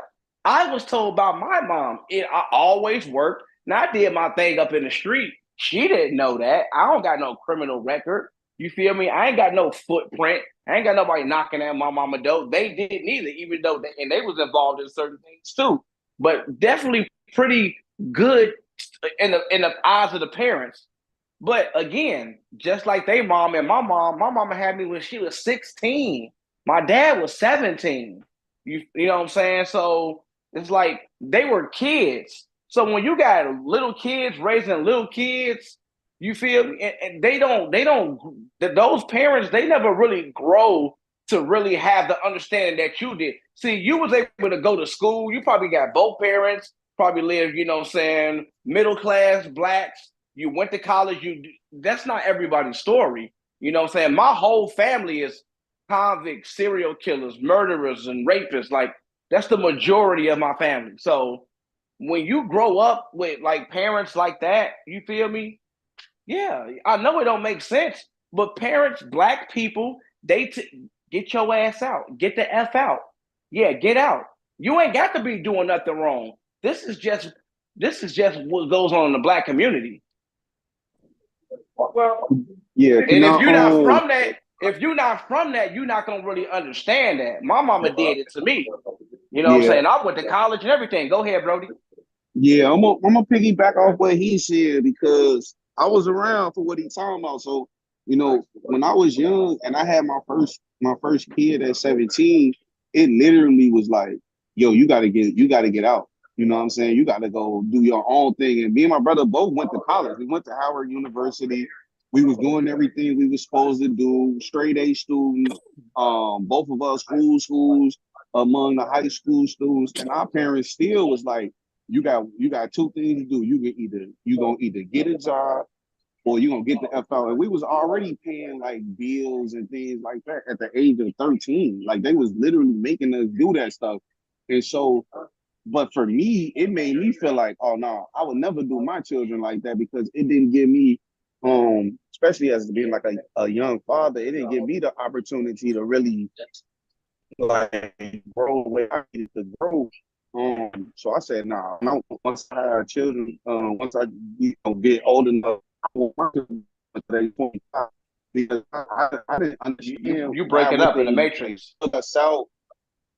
Oh yeah, no, I'm sorry. I might be in an area where signal, but I said I wanted to keep my kids with me until they turned 25. So everything that you go ahead. Excellent point. You learned to break the chain. The chains were not broken with your parents. The chains were not broken with your parents' parents. Right. Because I'm telling you, no right-minded parent is going to do that. Going to tell their kids if they're doing the right thing, they got to get to stepping.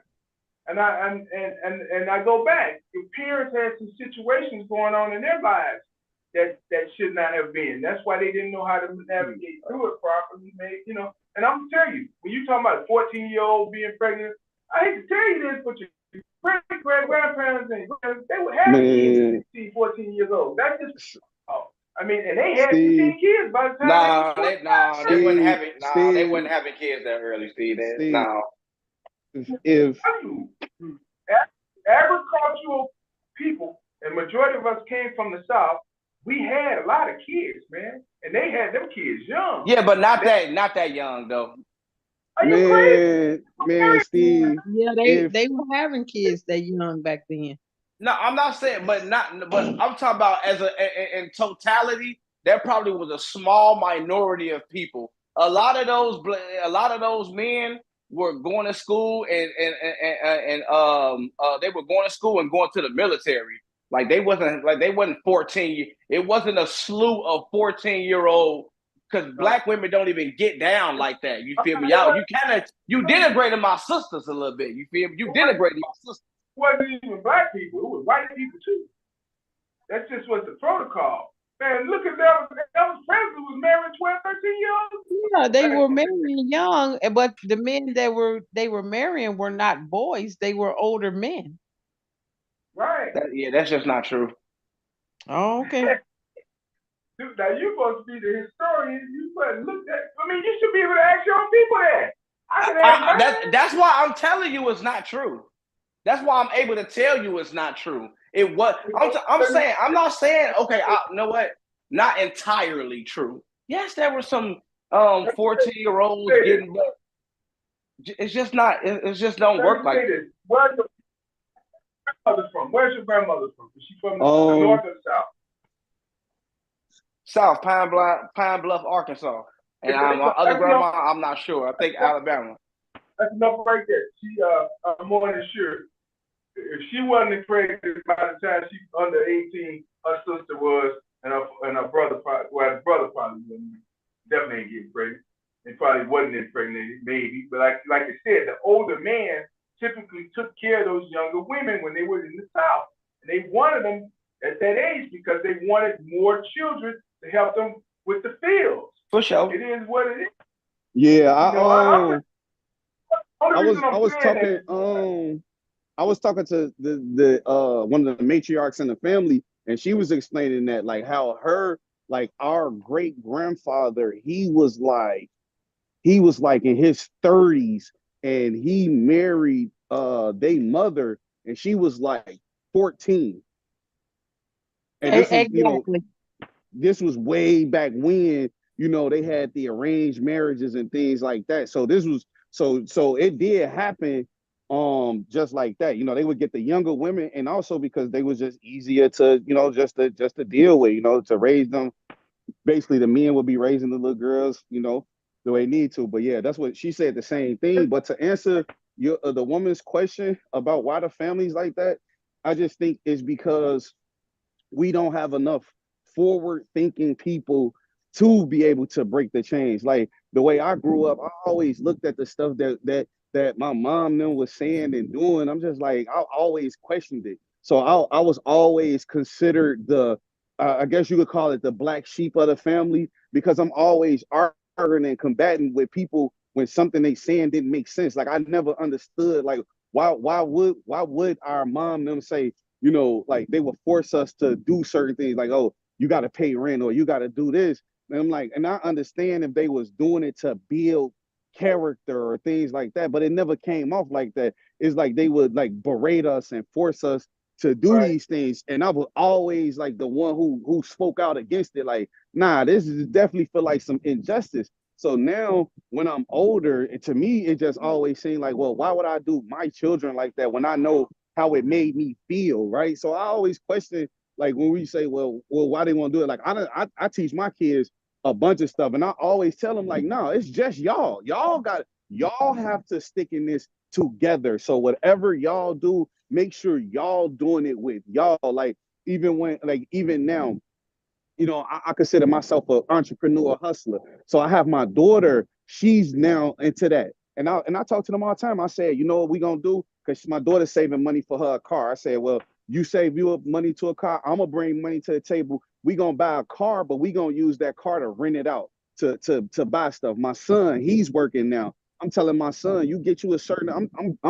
I'm championing my son to make sure he can save $10,000 so me and him can go and get like a vending machine or something. And these are things that I wish my parents knew how to done, and maybe they just wasn't educated enough to understand how these things work. But I would feel like my parents caused dissension amongst their children because they would separate us. They would make it like, oh, you can't get this because this person did better than you with this, or this person did better than you in this. And I think a lot of parents mistook how that actually, like they'll say, if you do something, I'm whooping everybody. So they now you hate you upset at the other brother because he over here doing stuff and everybody getting in trouble. And I think the parents misunderstood how that actually shapes you, when you later on in your life. So I just make sure when I'm talking to my children that they're always thinking in the spirit of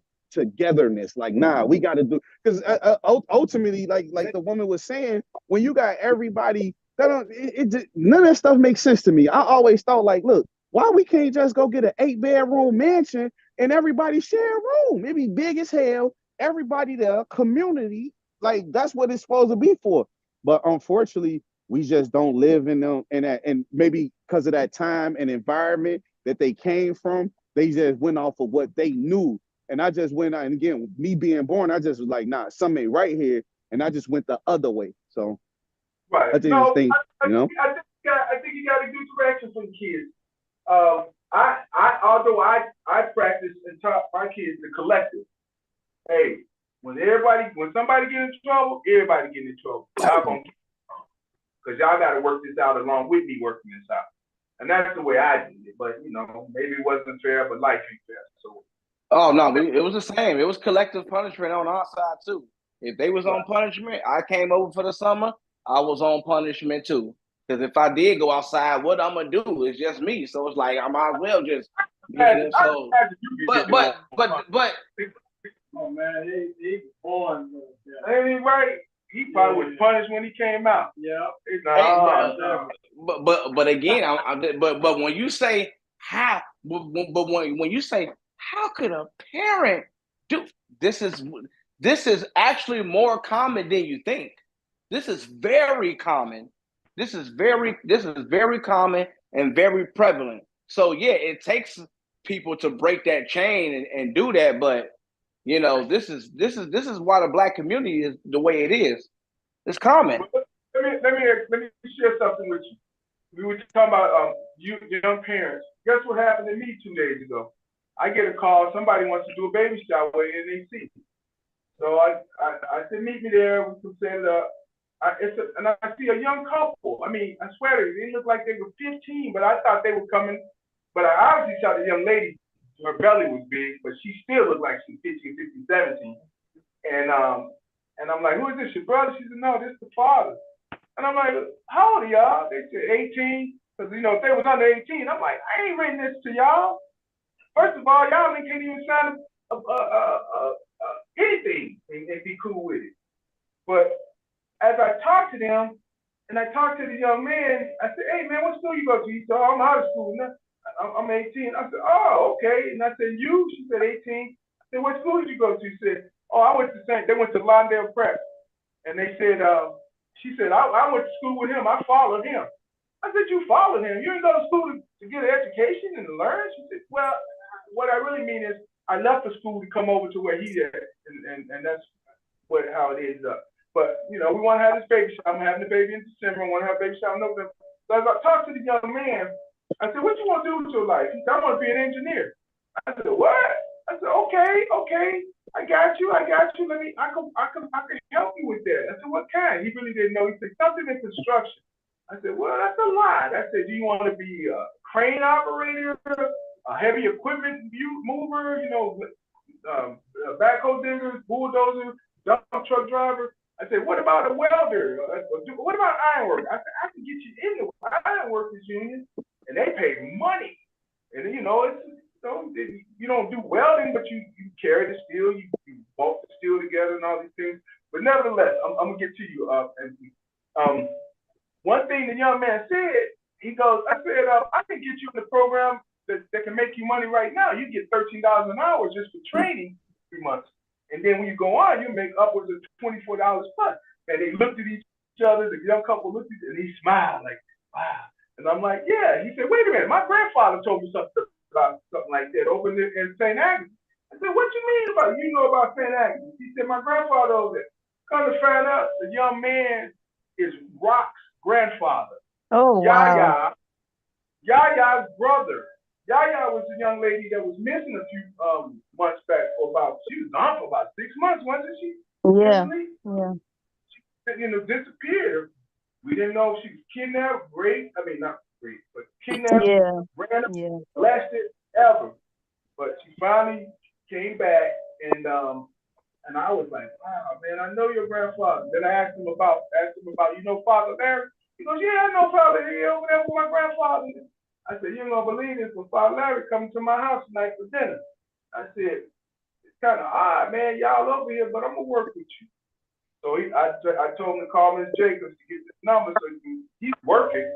But a young couple, man, they're 18. I don't even know if she finished because she's already 7 months pregnant, 8 months, 7 months pregnant. And she could have probably finished because they'll let you stay in school if you're 5 months pregnant, I think. Yeah. In May. 2 months before May. Yeah, that's when they don't. That's okay, but yeah. So when we're talking about young, I haven't seen that in the black families in a while. That young. I mean, somebody talk to me. I don't know. Yeah. What, 18 years old, having kids? Well, I mean, you see that a lot lately? Oh, I mean, yeah. I mean, look at our culture. We live in a sex culture now. All of the music is sex. All of the rights that women got, which is cool. But those rights, they kind of exploit them, and they do a lot of this. But we also live in the PDA era of baby oil. Everybody get their own bottle of baby oil, and they sit in front of their video game with Madden and everything else and do what they do on their own. People don't come together like they used to, man. You gotta be real about that. Oh no, yeah, no. I mean, again, that's why I say blacks are tribalistic. This has come from Africa. The Sudanians, they don't even look at themselves as black, and they as dark as any of them. They look at themselves as Arab. And so you just be making up cultures and countries, the Sudanians and I mean, when you educated, I know it sounds like I'm a god. I know it do. That's what happens when you educated. Sudanese. Yeah, but yeah, we just divided. That's it. Excuse me, when you say tribalistic, what exactly does that mean?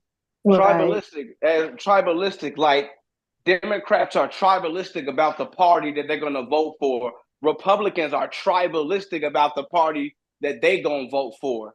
When people running for certain offices in the community, aldermen, people are tribal. People are tribal. Hey, this is my alderman. This alderman can't do no wrong. They tribal about it. So that's what I mean. They tribal. Everybody got their own little tribe. Everybody got their own little clique. Can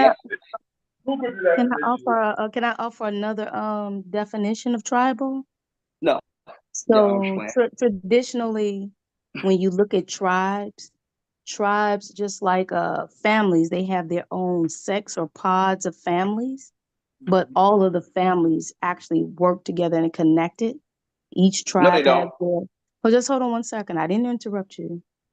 Each tribe has their own governing system, the heads of each tribes, and they used to, before we were born or conceived, actually work together and respect each other's kingdom. But each tribe had their own land, their own people, their own allegiance to tribe. It was very communalistic.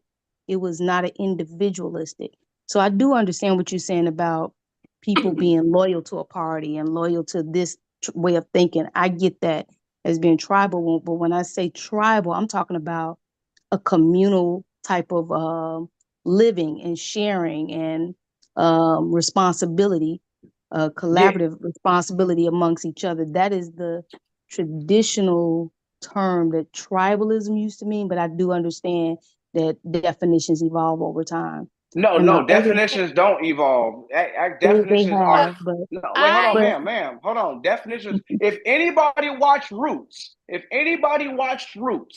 if you black like that, some of y'all ain't black like that probably.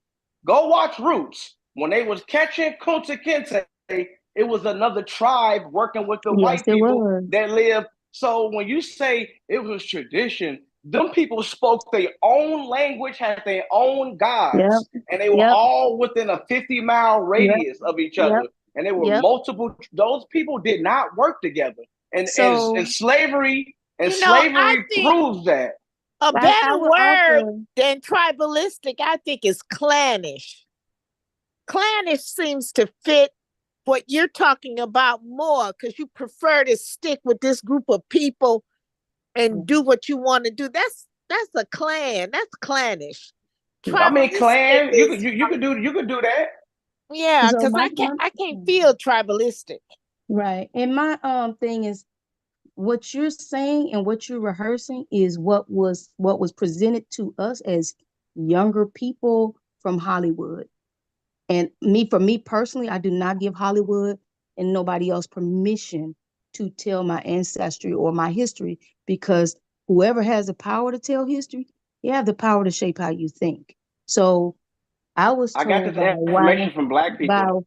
I was right, but that's okay. So what are you I was saying? Why told are you bringing I Hollywood in? was told by a wise man that you got to question everything, including what Roots showed us, including what all of the slavery, quote unquote, slavery documentation, everything. So where did we get that information from? But that's neither here nor there. But that's just something I'm saying. Let's question everything when it comes to us, our people, and how we can work together. And my other point was that I was fortunate and blessed enough to come up in a time when we were communal people, that we did work together to support each other, early 70s, where neighbors relied on neighbors, families stayed in the same apartments and supported one another. I also, uh, unfortunately, saw that change mid to late 80s, early 90s with the pandemic of drugs, with the pandemic of um, division, um, as we lost certain benefits and privileges that some of our people work for. So I've seen both sides. And then we also saw the digital age come in on the horizon. And it's not on the horizon now, it's in full swing, where everything is moving from people needing to learn and know and grow about each other to we're going to do everything digitally. We don't have to touch each other. We don't have to respect each other. We don't have to humanize each other. We could theorize everything and dismiss everything. And for us, It's gone so far. I heard this. The priest told me this. He said people are sexually creating their own sex partners on the yes, internet. they are. Yes, they are. And I think it's a disservice to humans and a huge disservice to us as a people, because right now, more than anything, we are the most creative people on this earth. Everybody could figure out a way to capitalize off our creativity, off our work, off our magic, except for us. And that's because we have been programmed to be afraid to work with each other. We've been programmed to distrust each other. We've been programmed to not even like each other or even ourselves. And we tout that as if that makes us better than our fellow person, our fellow people, but it doesn't. Is if we all, whether I might have $10 million and my brother and my sister have two, and I can't speak for nobody else, I still feel that. I feel it, and I do feel some type of accountability and responsibility, whether I directly contributed to it or indirectly contributed to it. But in the heart of who I am, I want to see us thrive, not survive, not be appeased, not what do you call it, assimilate, not act like we something that we could never be, but just really, really us thrive together, appreciating who we are, what we bring to the table, and learning how to capitalize off of that together. I can go get 10 degrees. That don't make me better than the man that had to go do something different on the corner. I do remember when they were saying you either get a job or go to the army.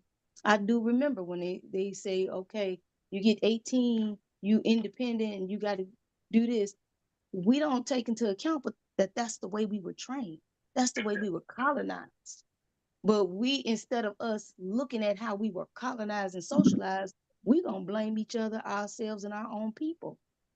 One thing Asians said about us is that we keep fighting to be a part of a government and a society that was never, ever, ever built for us, instead of fighting to own ourselves, our heritage, and our history. That's something that always keep me thinking. So I just like to hear other people's perception. Maybe people know something different than I do. So when it comes to but see that, and so that's a good point, right?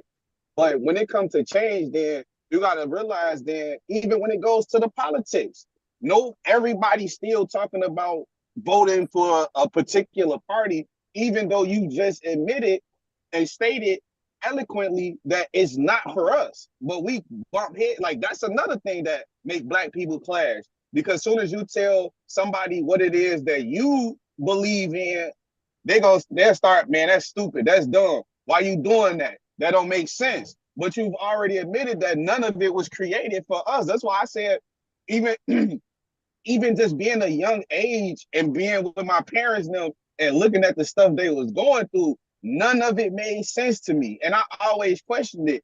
Even when I went to school, I was just, some people are just naturally inquisitive, where they just ask questions. They just don't settle for anything. So it's just like, if you're not a person that said, like you said, us being willing to work together. About two years ago, I believe it was now, I looked at my family. I'm like, damn, my little sisters now, both of them single. They don't really be, doing like maybe having people. So Mother's Day, long story short, Mother's Day come up. I said, I want to throw a big brunch for everybody, all the females in the family. Let me just throw a big brunch. It was just me. I did it myself. We had wine, we had strawberries and things, because I'm in the mind frame of you, Dr. Orr. At some point, somebody got to come to the family and say, hey, y'all do realize if we could do this together, it would be beneficial. So I take it upon myself, because I'm a twin, so I'm one of the elder in the family that look at things and say, damn, it's a problem here. How can I fix it? And once I did that, it was like, but when it came time for like a Father's Day or something, nobody in the family turned around and did the same thing. It was just like, well, shit, it's just another day. So in my mind, it's like, listen here, I'm not finna be stepping and putting like life is, and it should be, if I take a step towards you, take a step towards me. Like we still got parents who believe in, oh, if my kids don't call me, I ain't calling my kids.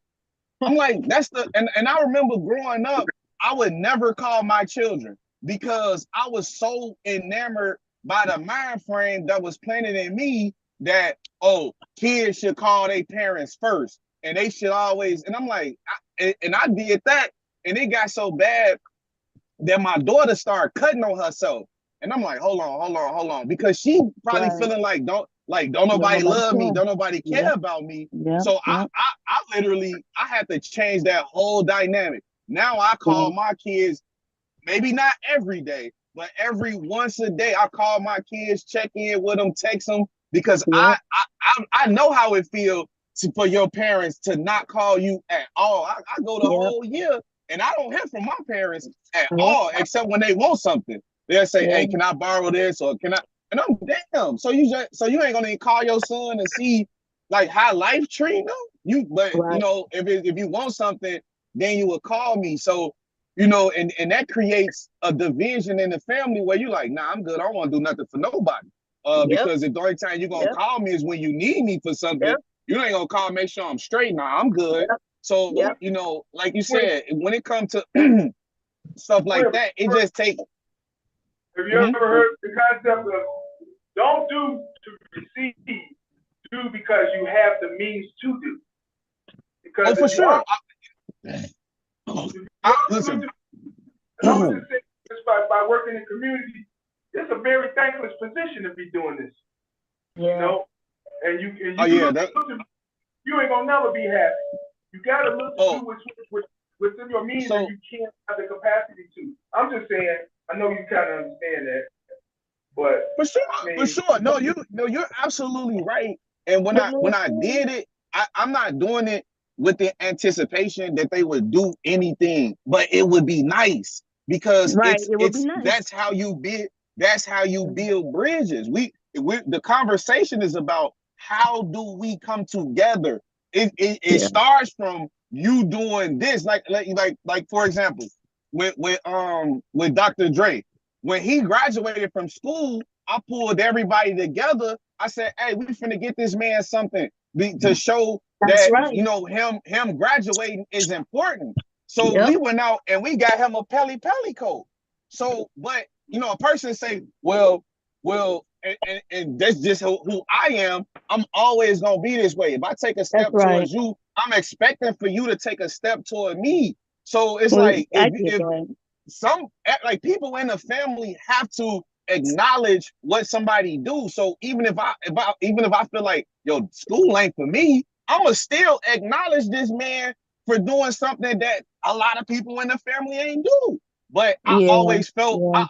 like, damn, yeah, I went to school and I had kids early, but look how my kid, nope, ain't nobody never came to me and said, damn, you doing a hell of a job as a father, da da da da da. Let me do this for you. Nobody never done that in the family, and that shit be Yep. bothering me because it's like, why don't? And then I had to think, well, maybe God gave me that to put in me. You know what I mean? Like Yeah. everybody in the family not gonna view togetherness or oneness the same, but I do Yeah. view it like that. Like, man, all us should be together doing this, and we all like. I would love to get rich and pass out my family nothing but Rolex Yeah. watches.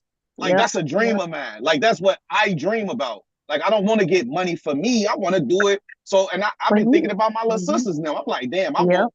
want to do a party for my little sisters because I got one little sister who just got her little license for being like a CNA. I got another little Congrats. sister. She became a manager at her. I'm like, damn, I want to throw them a party and things like Yeah. that. But again, I do be hesitant because I'm like, I know damn well ain't nobody gonna do it for me. Well, you know what? Between Dr. Between two things, I feel you 200,000%. And I'm just gonna tell you the honest God truth. Even to the core of my soul, I feel that. So my mom and my dad, they were my parents. They struggled. And they only did what they were taught or learned to do. Whether they was taught it or they learned it, they only did what they was taught or learned to do. So they were limited in what they can teach me or share with me and my brothers. So that meant we had to go down a whole nother road of, some hardships, some trials, all of that type of stuff to even get here. Struggle with homelessness, struggle with a whole lot of other stuff to even make it to today, this day. It was a part of me because I wound up being a matriarch. I took care of my whole family, include my mother and my father at a very young age, starting from the age of 11. And I did that because something in me, everything in me, there's a spot in me that really, truly believe in the family unit, believe in collectivism, believe that we're stronger together, If I wanted to shake that and throw it away, I couldn't. But at a certain point in life, I'm like you. I felt exactly how you felt. Like, I'm doing all this. I'm gonna throw this because I want you to know what you're doing is valuable. It's taking us up a level. I'm gonna do this because da da da da da da. And man, and then you look around, baby, your wall's white and ain't nobody standing there to celebrate nothing or even lift you up. Or if you need a bowl of soup, boo, it don't come from them same people.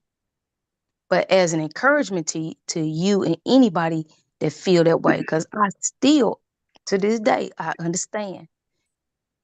It comes back in so many other ways. In I can't say that makes it better. I can't say that soothes that level of whoa, this is something else to deal with. Yeah. I can't say it soothes that. I could just say that it comes back, but I also had to learn, and I learned this through a lot of therapy, is that I am built a certain way. I'm gonna give to people. I want to lift people up. I want to do that. That don't make me no better, no worse, but that's who I am. And so many times in my anger or disappointment, I tried to change myself to not be that person. What I found out was that I didn't have to change myself. I had to change my boundaries and my That's a fact. perspective. In my Right. perspective. I had to change my boundaries and my perspective on how and what I do. Mm-hmm. You said what you said, hey, I'm always one like, man, let's go in together and do this together. We stronger together. I had that conversation today. But for real, after having that conversation, I'm gonna always put it out there. I had to go back to look, I understand you just had this conversation, but you understand who and what you're dealing with, move accordingly. Some of my greatest failures and downfalls have been because I kept relying on, oh, they got so much potential. Oh, we can do so Facts. much together. Oh, we can do this. But guess what? Potential and our hopes for a person is a figment of our imagination. Yep. And it don't matter until they start manifesting for themselves first in a way that you can count on and depend on them. And until they do that and show that, I have to learn how to create appropriate boundaries for me and really only do things I truly and deeply want to do without expecting anything in return.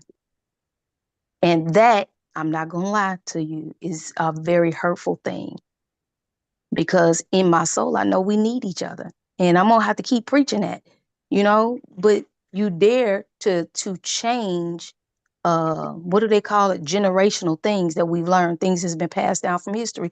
So although it may not be visible right now, the things you're doing, the things DeAndre doing, Dr. Dre doing, the things you all are doing to try and shift that narrative that's been playing out in our families for years is having an impact somewhere with somebody. You may not reap the benefits of it, but you're going to reap the benefits from somewhere else. I just wanted to share that because I feel you on all of that. 2000% on all of that. So I want to commend you for even taking those steps, and leading, especially being a man leading. We need so much of that, So that's my comment, See, that's just my comment. we gotta get time limit, Steve. We gotta. We time minutes now, y'all. We about to close out the show. We 30 in, we 30 over. What you got real quick, Mosaic, in conclusion? Unfortunately, for some, Kamala is down on the polls, and she's down a lot. You know what I'm saying? So look like we're going back to the Republic, man, where it's supposed to be. So, and I'm gonna make sure I do everything in my power to do that. I will be voting for Trump. I'm gonna land. All right.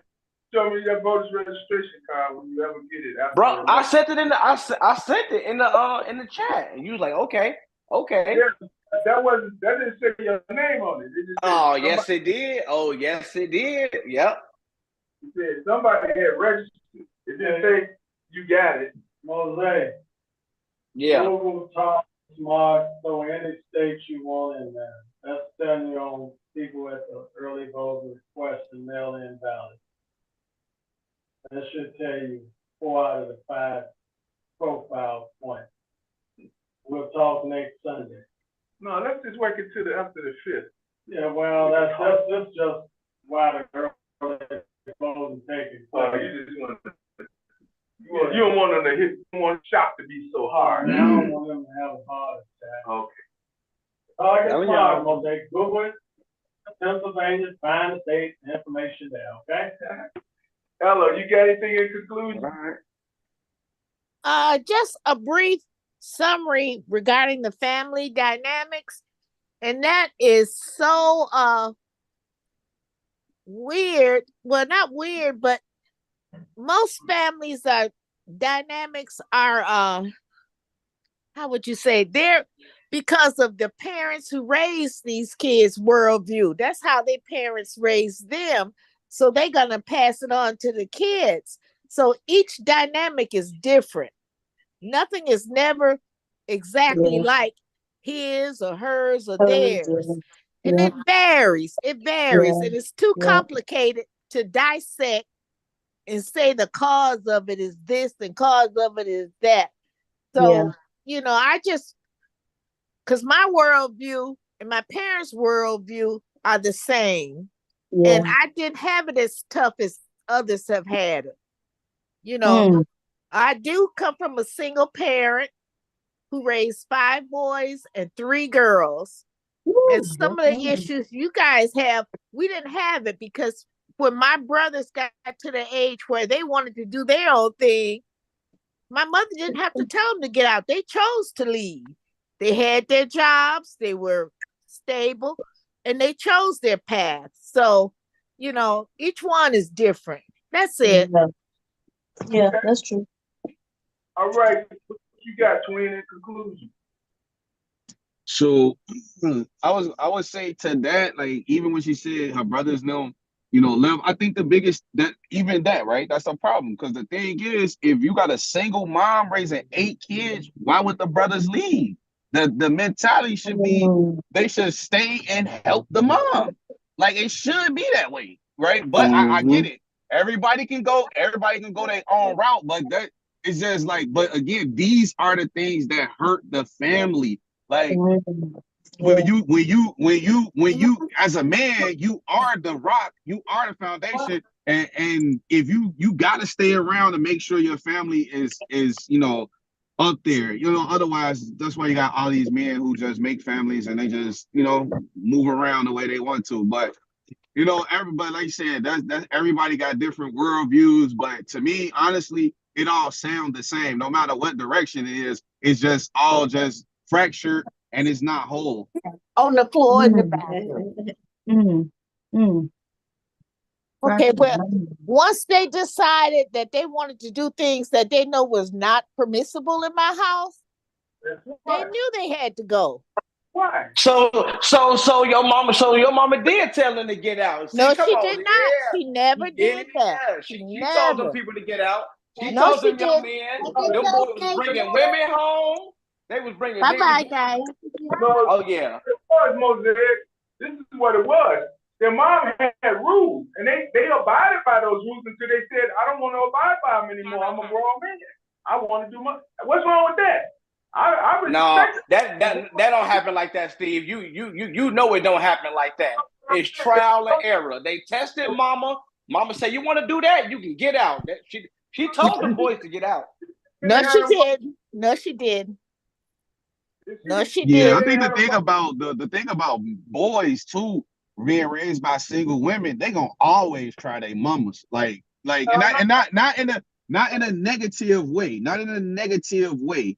But at some point, the boys do be like, they be like, I gotta get my own space and I gotta get up out of here. So, and that's just, because the boys need that discipline. You need to have a man around. Like, well, the girls were the same way.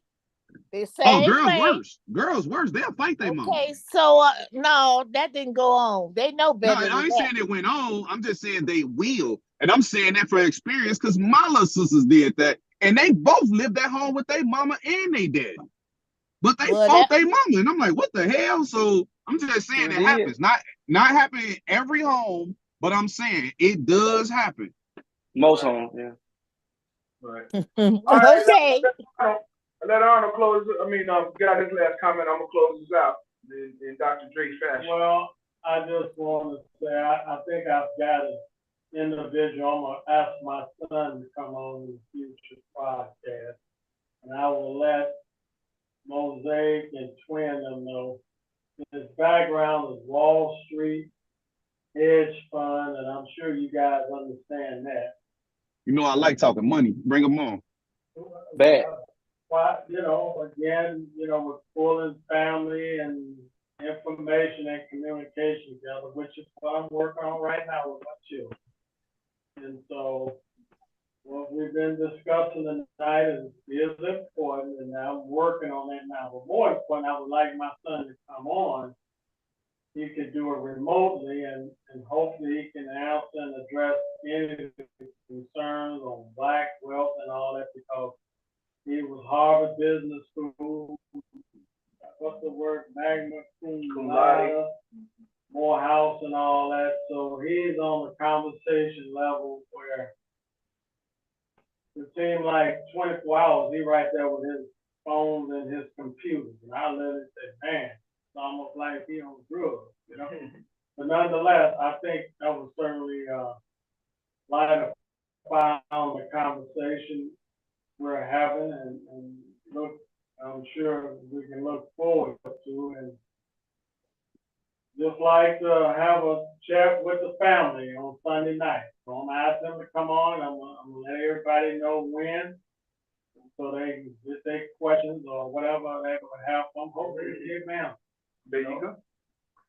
All right, y'all. Oh, next Saturday, contact the Congressman's office, because we're leaving for Racine, Wisconsin next Saturday.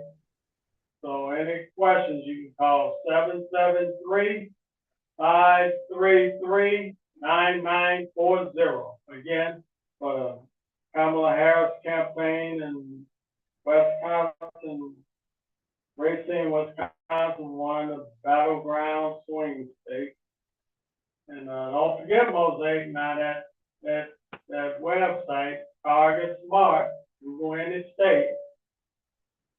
There you go. That's all I got, Steve. All right, y'all. As Dr. Dre always say, there's always room right here we used to be at the table, but now we're at the round chairs. For those that would like to come in and share their concept, views, and opinions, right here on Welcome to Northwest Austin Council. I'll see you next weekend at 6 o'clock, y'all. Later. Good night. Night. Good night. Night. We're at Andre Green. Another note. We've been out.